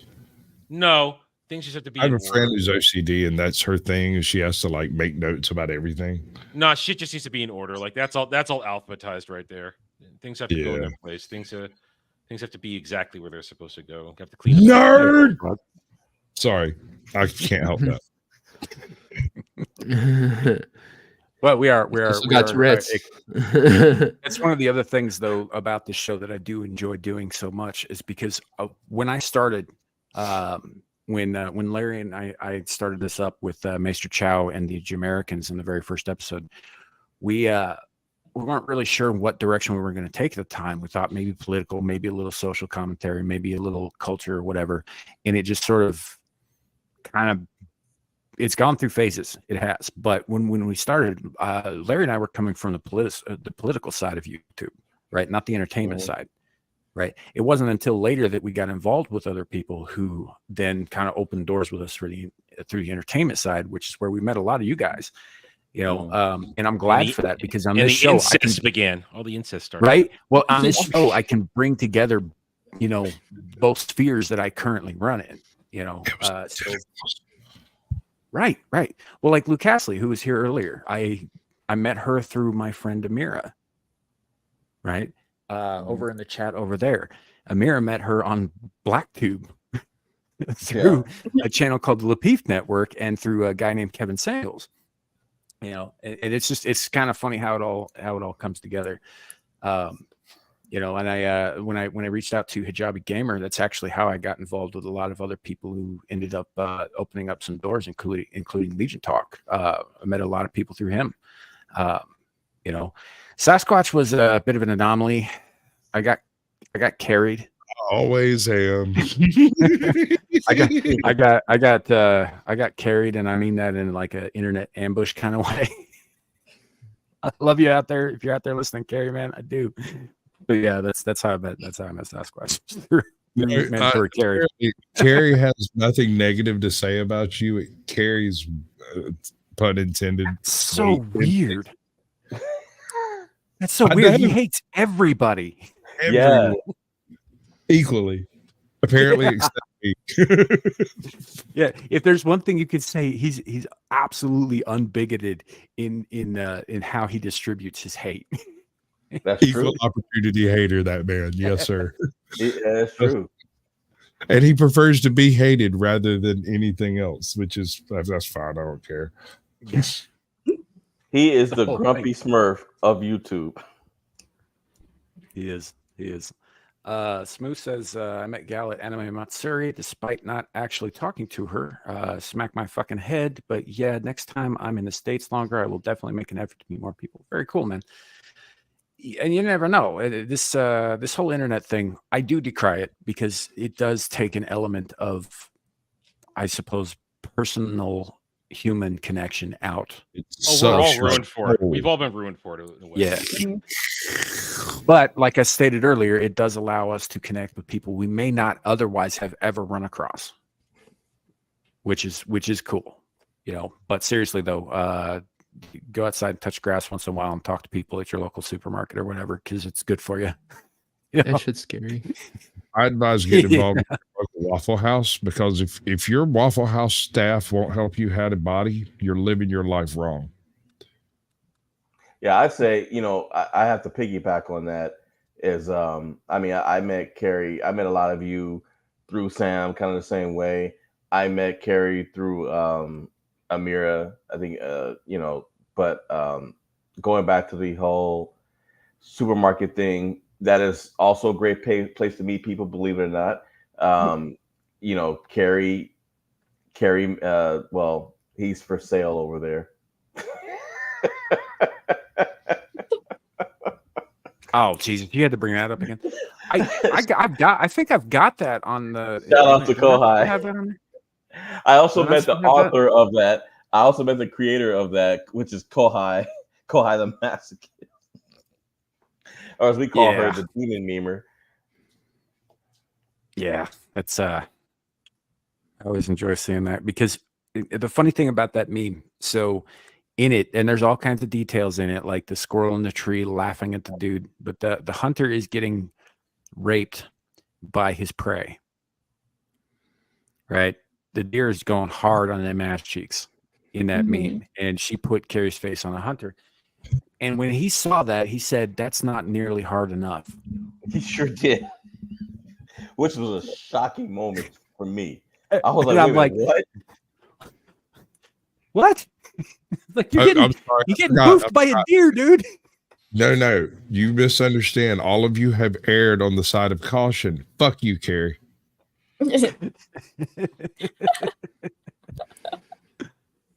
Well, that's literally what's happening to him. So yeah, but no, he wants it more direct. He wants the abuse out front. Like he wants some. He's a connoisseur of abuse. That's what you've got to treat. Layered. He could teach Dermy a thing or two about taking it. That's all I'm saying. Wow. Yeah. Wow. That's something I don't want to think about. Yeah. Okay.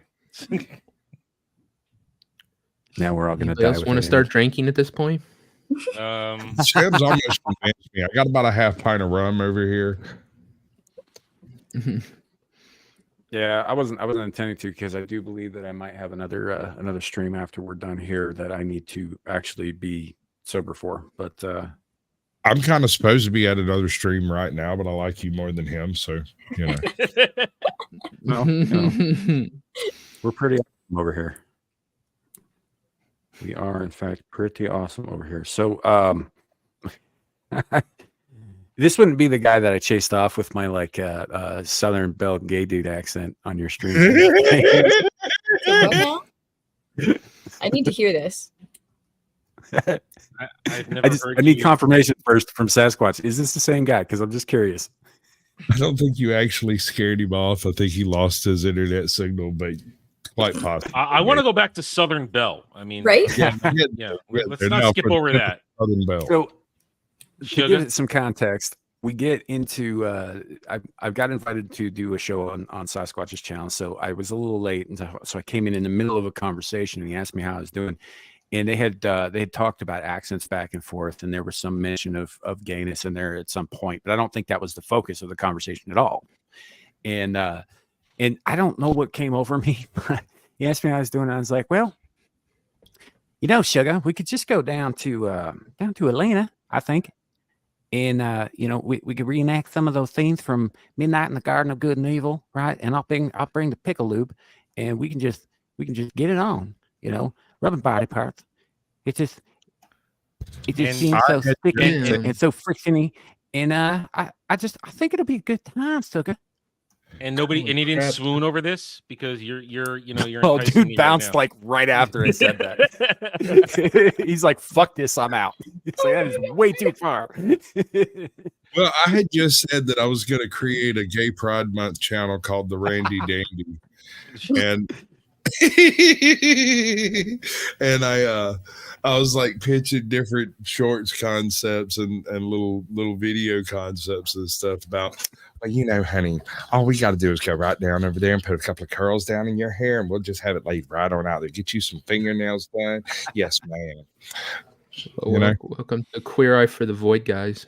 Dude, I was just playing into the bit, but it kind of rocked. I'm proud of you.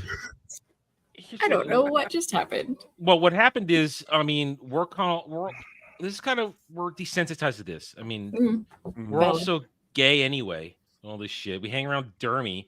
It's all whatever. You have to be really, really nasty to phase any of us at this point.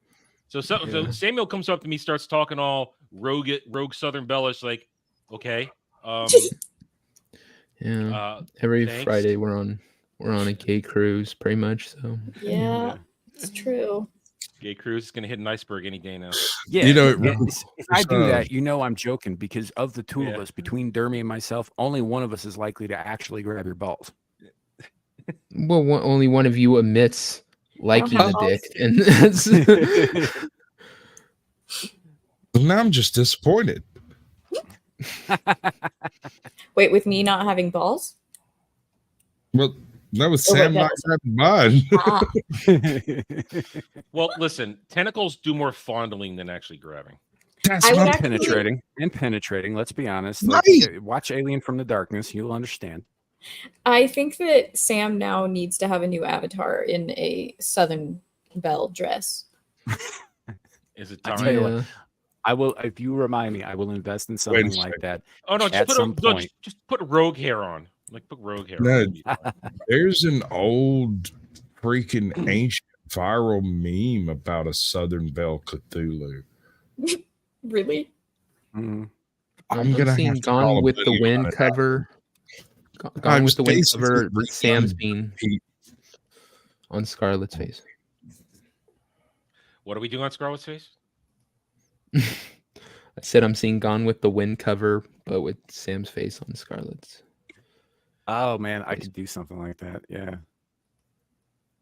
I don't know. I'll think about it, Gal. I'll get back to you. Okay. You know, maybe we'll have something for next week. But Awesome. man, I'm trying to think of a play on "I Shall Never Go Hungry Again" right now, but I can't think of one fast enough. I mean, this is the great thing about the internet. You know, we have come up with all kinds of jacked up shit on this show. There's anal rail guns. There's Jizz Man from space. There is this Southern Belle gayness. You know, it's a That's whole what thing. the thumbnail Did you not is, look at Larry. Did you not look at the thumbnail, Larry? I didn't. Oh yeah, no, I did. This is courtesy of Sasquatch and Hey. subsequent conversation there. Oh, okay. So Sasquatch basically he drew Samuel's portrait and put it on the thumbnail. No. No, Well, he came up with the idea. It was that just was about zero G Jizz Man. Yeah. We'll call him Senior Nutman. How about that? no, it's Jizz Man from Jizz space. Man from outer space, dude. You already got the show formatted. Actually, no, Sasquatch, how do you say it again? Jizz Man from outer space. Y'all see. should, Wait, you well, should you know look I'm at the old thumbnail enough while to he get says that reference, though. Pigs in space. I'm an old boomer. I get that. Well, you know what? Honestly, I see your point. If you had drawn a portrait of Samuel, his tentacles will have brown stains on them. No. Well, nobody I like just ate Suka. something. Come on. Suka put together the thing after we had the conversation. Gal Sasquatch and I had this conversation about, and I'm going to cover something that we talked about at the top of the show as well. The fluid dynamics of semen in zero gravity. What? It was a pretty fascinating conversation. Which is what this was like 2 weeks ago, and this was it led into a discussion about like superhero stuff that turned into a man made of jism from space. Wasn't there And a sidekick Suka, involved? Super Suka, or Sukanuka as he's called these days, The swallow. he took that and he came up with a couple of AI images that he sent me, and so I took the character from one of those AI images and I put it on the thumbnail this week. I should have known I should have known Suka was behind it, man. He sends me all kinds of stuff. He has sent me stuff, and I was like, I'd get shot if I, especially who he sends them about. Yeah, the internet was a mistake. Yeah. Yes. Yet it gives us gold at the same time. right. I told you, and by the way, at the end of that episode, Gal Squatch, you were there. You remember me saying this? Jizzman would return. I did not say how or when. Yeah. Did say he would return. He's in the thumbnail. I feel strangely satisfied. It's our version of Peeping Tom now. Oh Didn't we no, talk about that? he's wasn't he like an ally of Peeping Tom? Yeah, something like that. And his sidekick, which we had not done much with, The was swallow. was Swallow. Yeah, I don't think Yeah, he was the an Swallow. ally. He was like arch enemy, wasn't he? Arch enemy of Peeping Tom. Yeah. Yeah. Oh, Yeah. right. So Jizzman from Space is a villain then. The swallow. Yeah. Mm. Which I don't is know. actually- Is Peeping Tom a villain or a hero? Move over, Rip-a-verse. dude. Here comes Hey, a whole new line The of heroes. swallow. This The is how it's Swallow. done, my man. No Harley Quinn. Zillage, rewind a little bit. I can, I can, Go I can back. probably send that to myself so I can bring it up on screen for y'all, but I don't have it currently. It's only on my phone. Yeah, I set all this up through my phone this morning. So. You know, all of that was derived from the Jizzerverse? fact that I refuse to acknowledge that we've been to space since there hasn't been any sex in space videos yet. So it was Kubrick's best work, and it's still a hoax. Yeah, that's that's how that happened. Yep, that was. That's one of the reasons. You should tell Adam the reasoning behind that. Oh yeah, go ahead. Do you believe in the moon landings? Do you believe humans have been to space?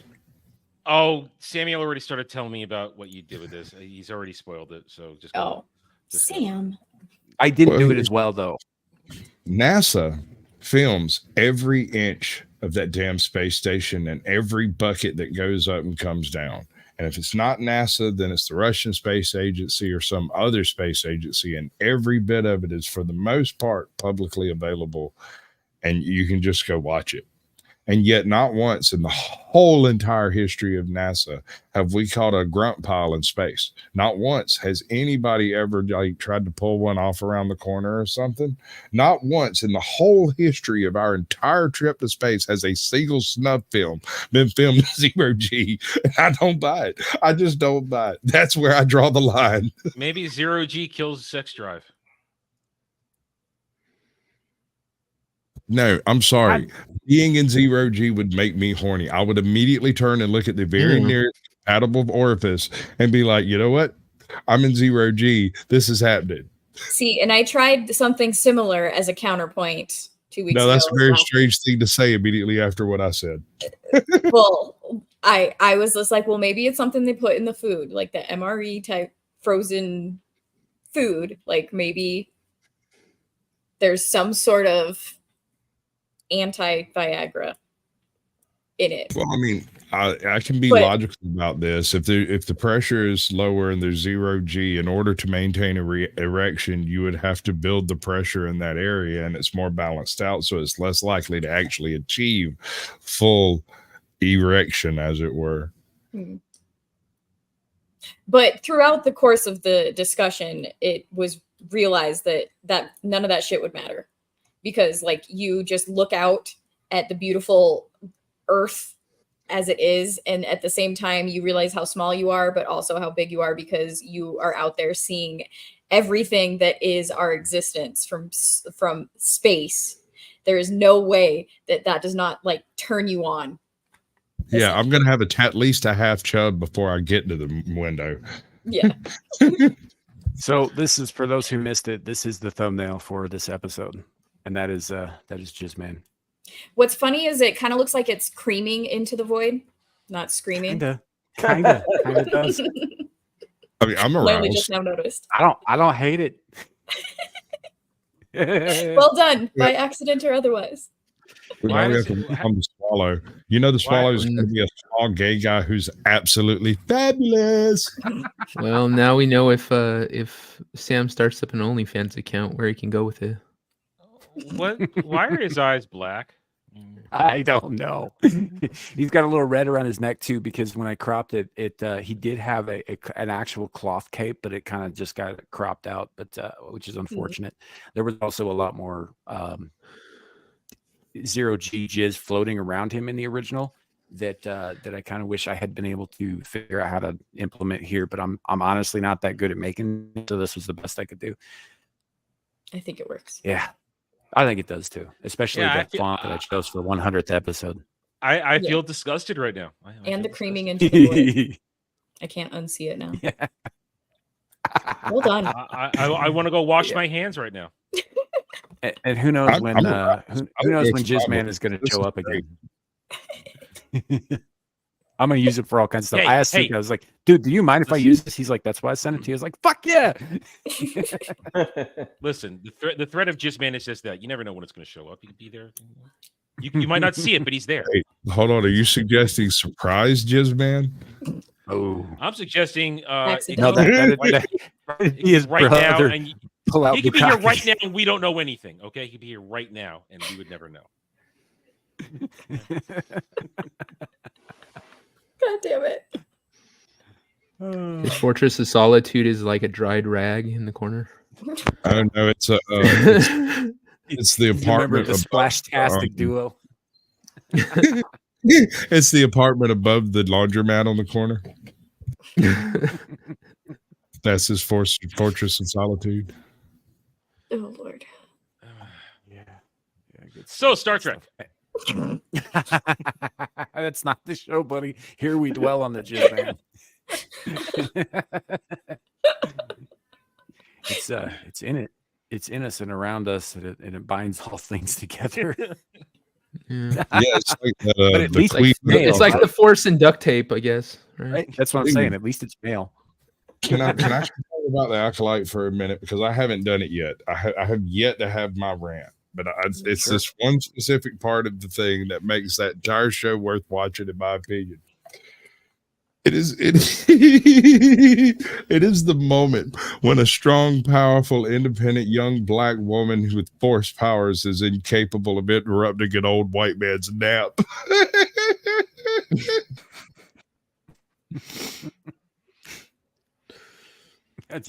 I'm sorry. If that's not the soft racism of low expectations, I don't know what is. Well, then there's white guilt. The only thing that interrupts a snap is white guilt. White guilt. Yeah. She couldn't even interrupt it, dude. Like, he never even acknowledged her existence until she showed up with blue Kool-Aid. It would be blue too, wouldn't it? No, it was green. It was green. Was it green? It was green. It was blue on my screen. At least it wasn't purple. Yeah. No, they saved that for the moon ceremony. That's That's definitely the Kool-Aid. God, that's garbage. so awful. I've just had to start watching that to catch up since I'm coming back to Ballbusters next week. Dermy wants me to freaking watch it. Oh, So Dermy can't make me do anything. I do it to myself. It's Captain Curmudgeon for me. He's the one that's like, we're gonna totally clown on this show, and I'm like, but I don't want to suffer the damage it takes, the psychic damage it takes to watch It can't hurt me anymore. Disney Star Wars can't hurt me. The other massively glorious thing about this show and what we do here on this show, I do not require anybody to watch traumatizing bullshit. Valid. Thank you, Sam. You just bring it up on screen in the moment. Oh yeah, I just ambush you with it in the middle of the stream. Yeah. But at least it's not where did the Star Wars touch you? Kind of right. Yeah. No, where did the Star Wars finger you is more accurate. I don't make you relive it. Scissor. I keep coming back to that. They created two little black babies, and one of them is an angry Zabrak lesbian, but they have no Zabrak features whatsoever. So it's only the pureness of the black lesbian that makes the black babies. Yeah. Okay. They just got like some lightened skin. Yeah. I don't even know that. Supposed to be really like good hair. Or some shit. They're lucky to have good hair. I mean, come on, people. Come on. The hair is awful. I miss Star Wars. I don't have to miss it. I got it all right there. I got 28 years worth of collecting right there. It's all right there. I mean, like, I got all the books and stuff, but like the things they're doing, it makes me sad. It can't hurt you, dude. It can't hurt. If George wasn't involved, then it's not Star Wars. All right, so like I'm with it, and I'm hip. I get it. I never intended to have a Star Wars collection. I liked Boba Fett, and I mentioned this once to someone. And as a byproduct of collecting 2 or 3 Boba Fett things, I ended up with everything Star Wars you can imagine, just slowly accumulating around me. Sadness. I get what you're saying, Adam, that it can't hurt you and stuff, but it still feels like that South Park video where they have Indiana Jones being raped. I know. Well, except everything we love. Well, I mean, here's the thing. I've said this over again. I did the black pill thing already. I went to the worst possible place I could go from 2014 to 2019.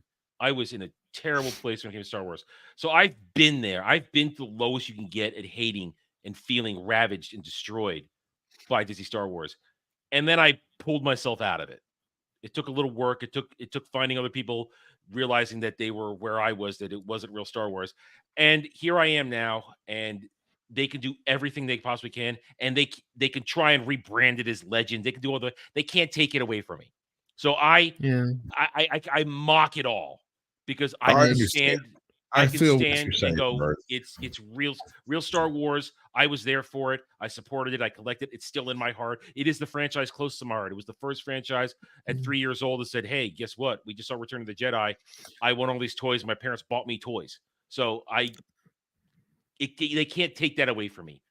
And all they can do is ruin it. And all I got to do is go look at freaking Twitter and see all the lunatics who think this is good and watch what they say and realize these people are fucking morons." They are the dumbest, lowest forms of intellectual life forms out there. They got no intelligence.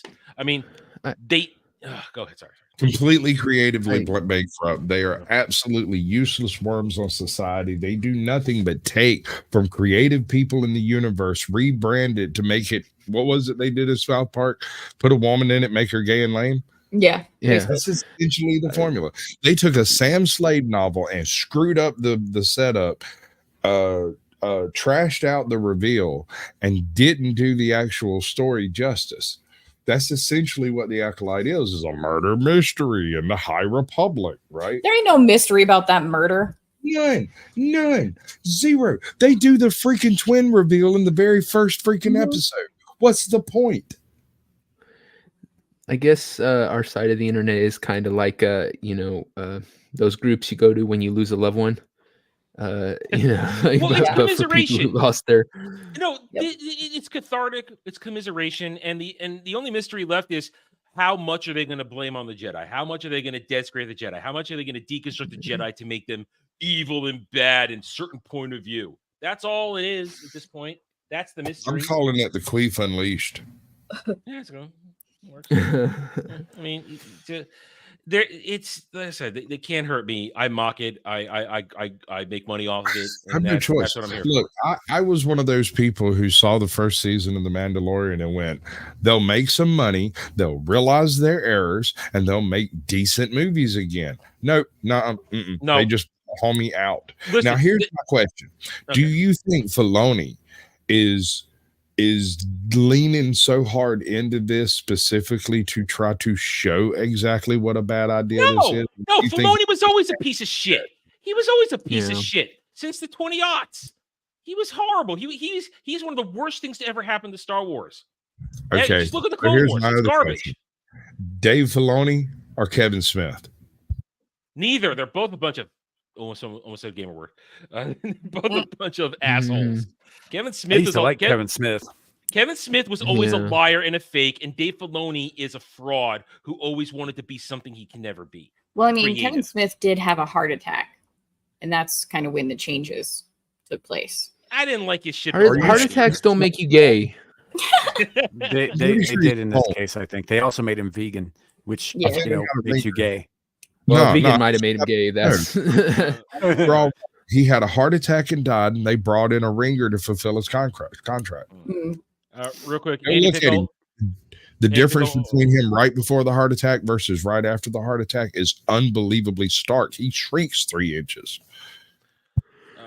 Andy Pickle, you can get my email address on the About page, contact info page. It's on my YouTube page. You can find it there. Email address is there. I will be linking Adam's contact information to the YouTube description and the Rumble description later. I have not done that yet because I forgot to. So I'll fix that when I can. Because I'm a worm. I'm lazy. I'm not doing it. Yeah, so it's sorry, Adam.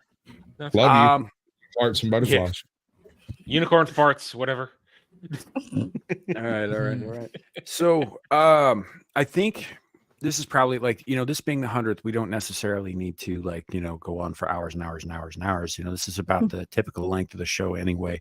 I'm not opposed to doing that, but I know everybody else has got plans and stuff tonight and things I gotta do later too. So we probably will wrap it up about here. At least start the exits, the outros here, and that way maybe we can get through them by 2.5 hours, and all that. But yeah, this has been fantastic. It's been a great discussion. I haven't had to bring, aside from the thumbnail up, I haven't had to bring a single thing up on the screen, and we've had a great, fun discussion this entire 2-hour time. I'm very grateful for this. I am very grateful for all of you guys on the panel and everybody in chat and everybody else out there who just, watches this in silence like the things in the dark that you are. I love you guys.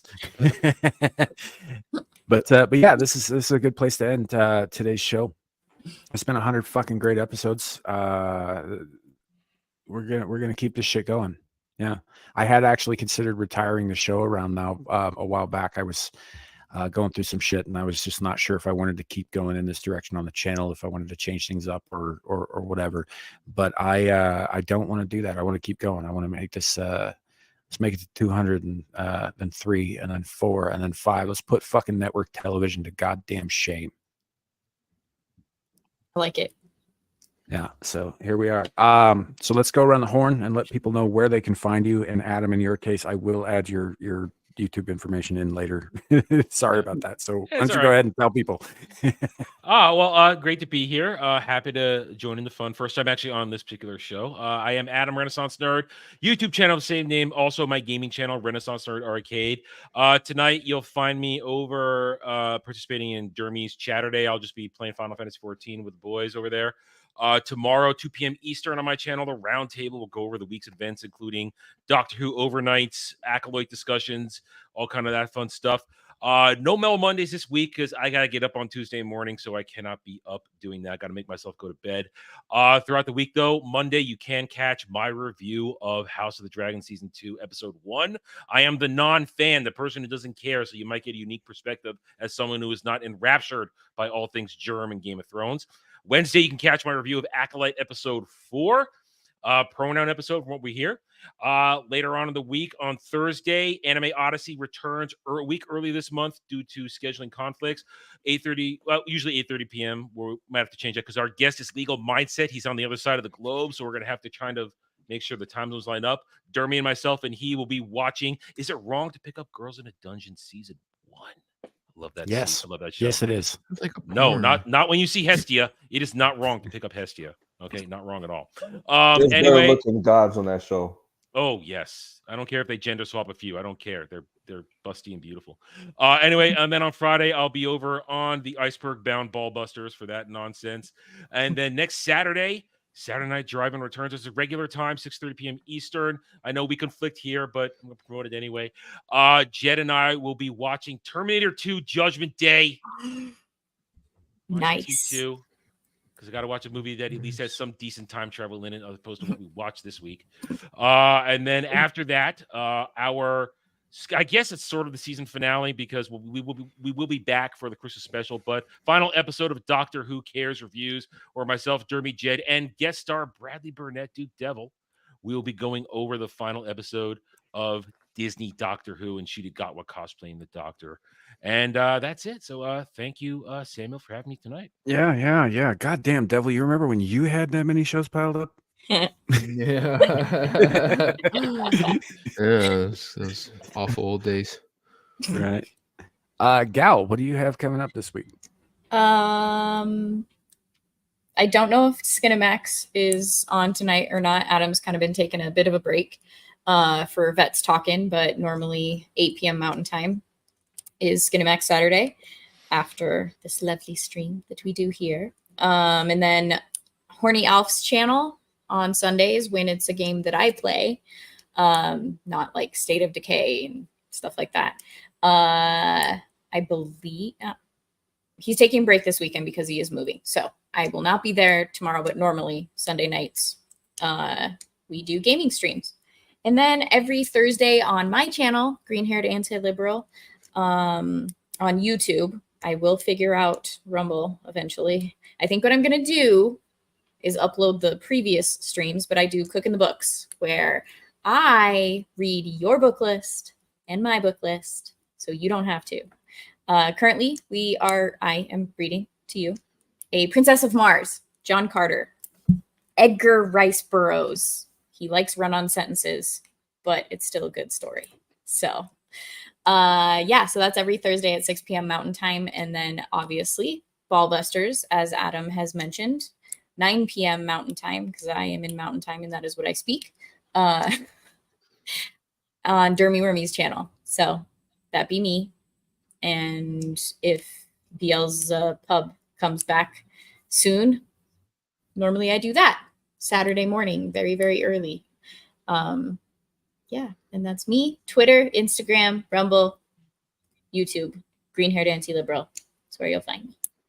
And thank you for having me. I've only been on the channel here for 35 streams. Well, sort of, with a break in between the last few months. So yeah, it's been fun since I decided to look it up. September 16th last year.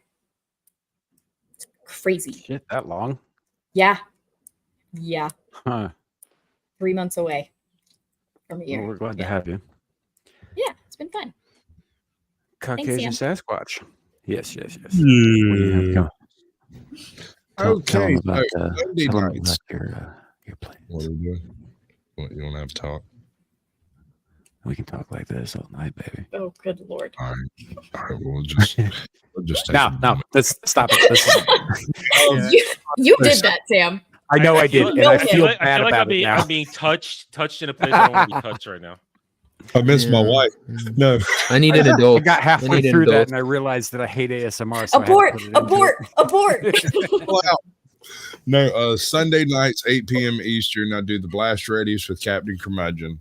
Tuesday nights, 8 p.m. Eastern, I do Lost with AJOT's Corner, American Justice of Texas. Thursday nights, if I have a guest, I do Sasquatch Shields. If I don't, I usually drink a bunch of rum and go to other people's panels. Saturday night, if I get a wild hair up my butt, I sometimes do streams, but those are Chilling with Sasquatch, where we just do various reaction type stuffs across most of those channels, with the exception of Captain Curmudgeon, which is a satire news channel if you're interested. All right. There. Fair enough. Larry, what do you got? Well, I've got a 5-piece chicken tender with some biscuits. And damn, where's my apple pie? I know this motherfucker did not give me my okay, he did. Never mind. That's the second time I've ever heard Larry say motherfucker out loud, by the way.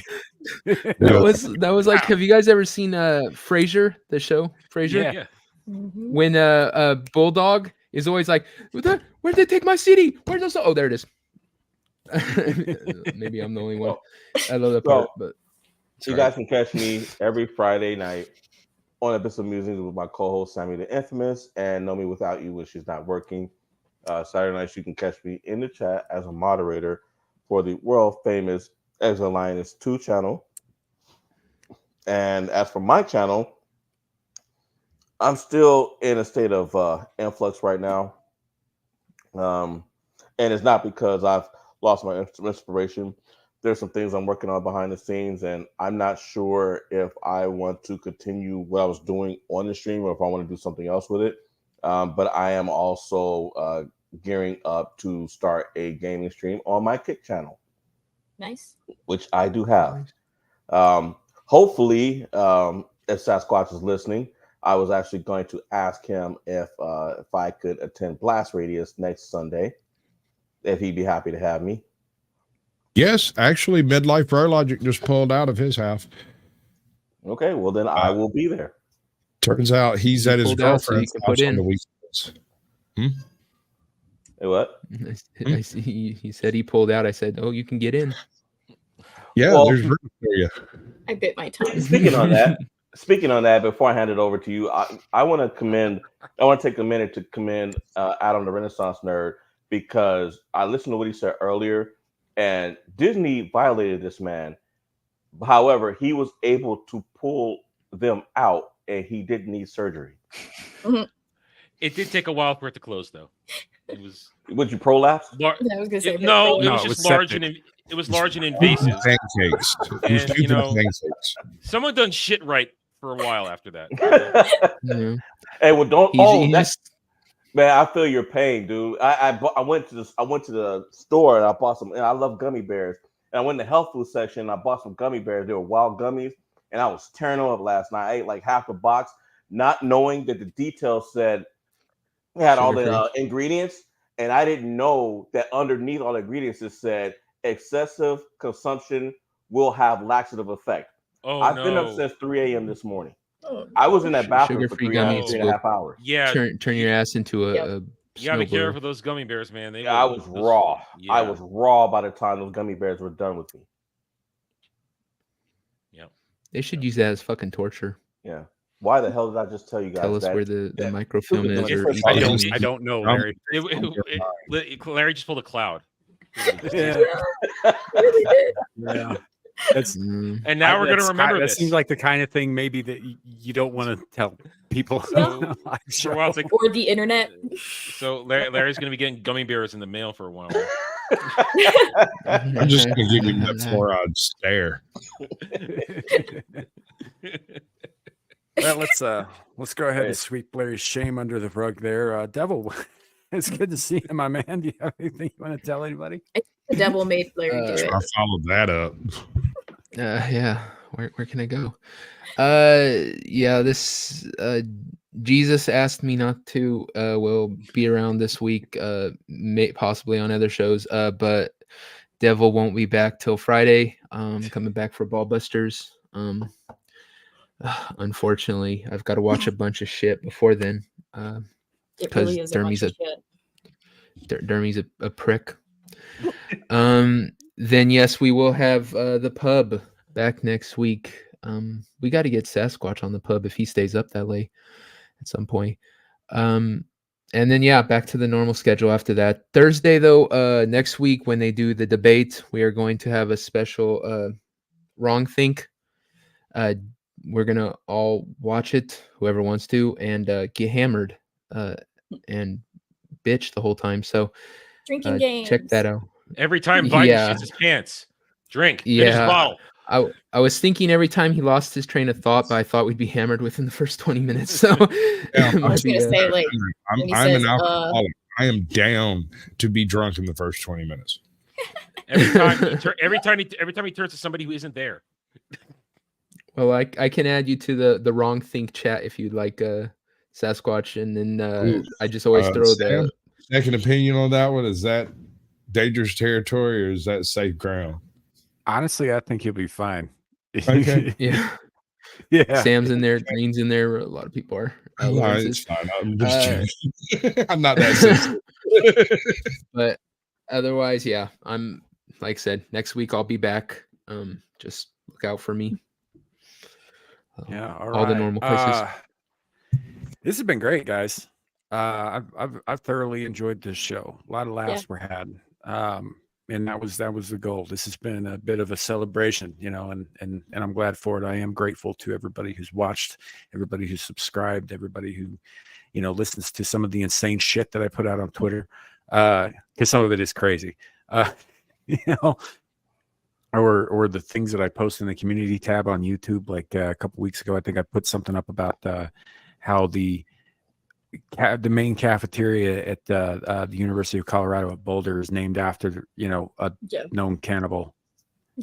Anyway, it just like, thanks for putting up with my shit for this long, and congratulations again also to Larry too, because he was here since episode fucking 1. Here on the panel since episode 1. He's been a part of the show as long as there's been a show. So everybody except Adam's stuff is in the description on both on YouTube and on Rumble on my channels. Adam will be there. I'm not excluding him because he's Jewish.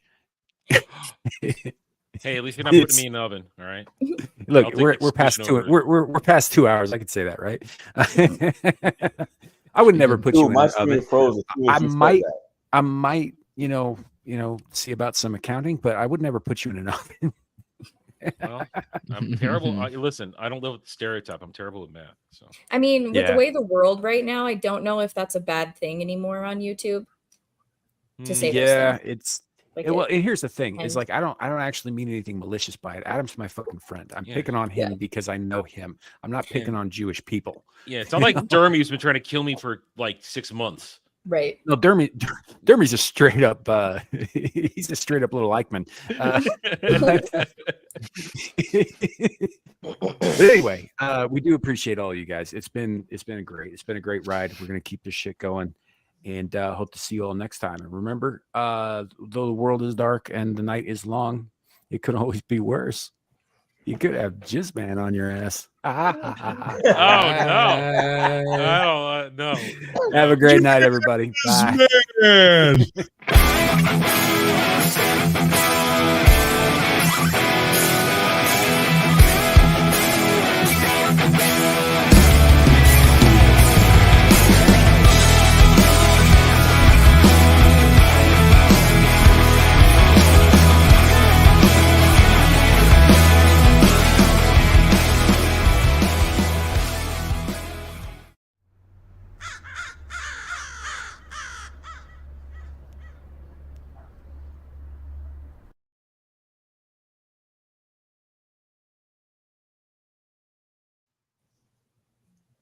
Okay, we're apparently still live because of stupid. I So give me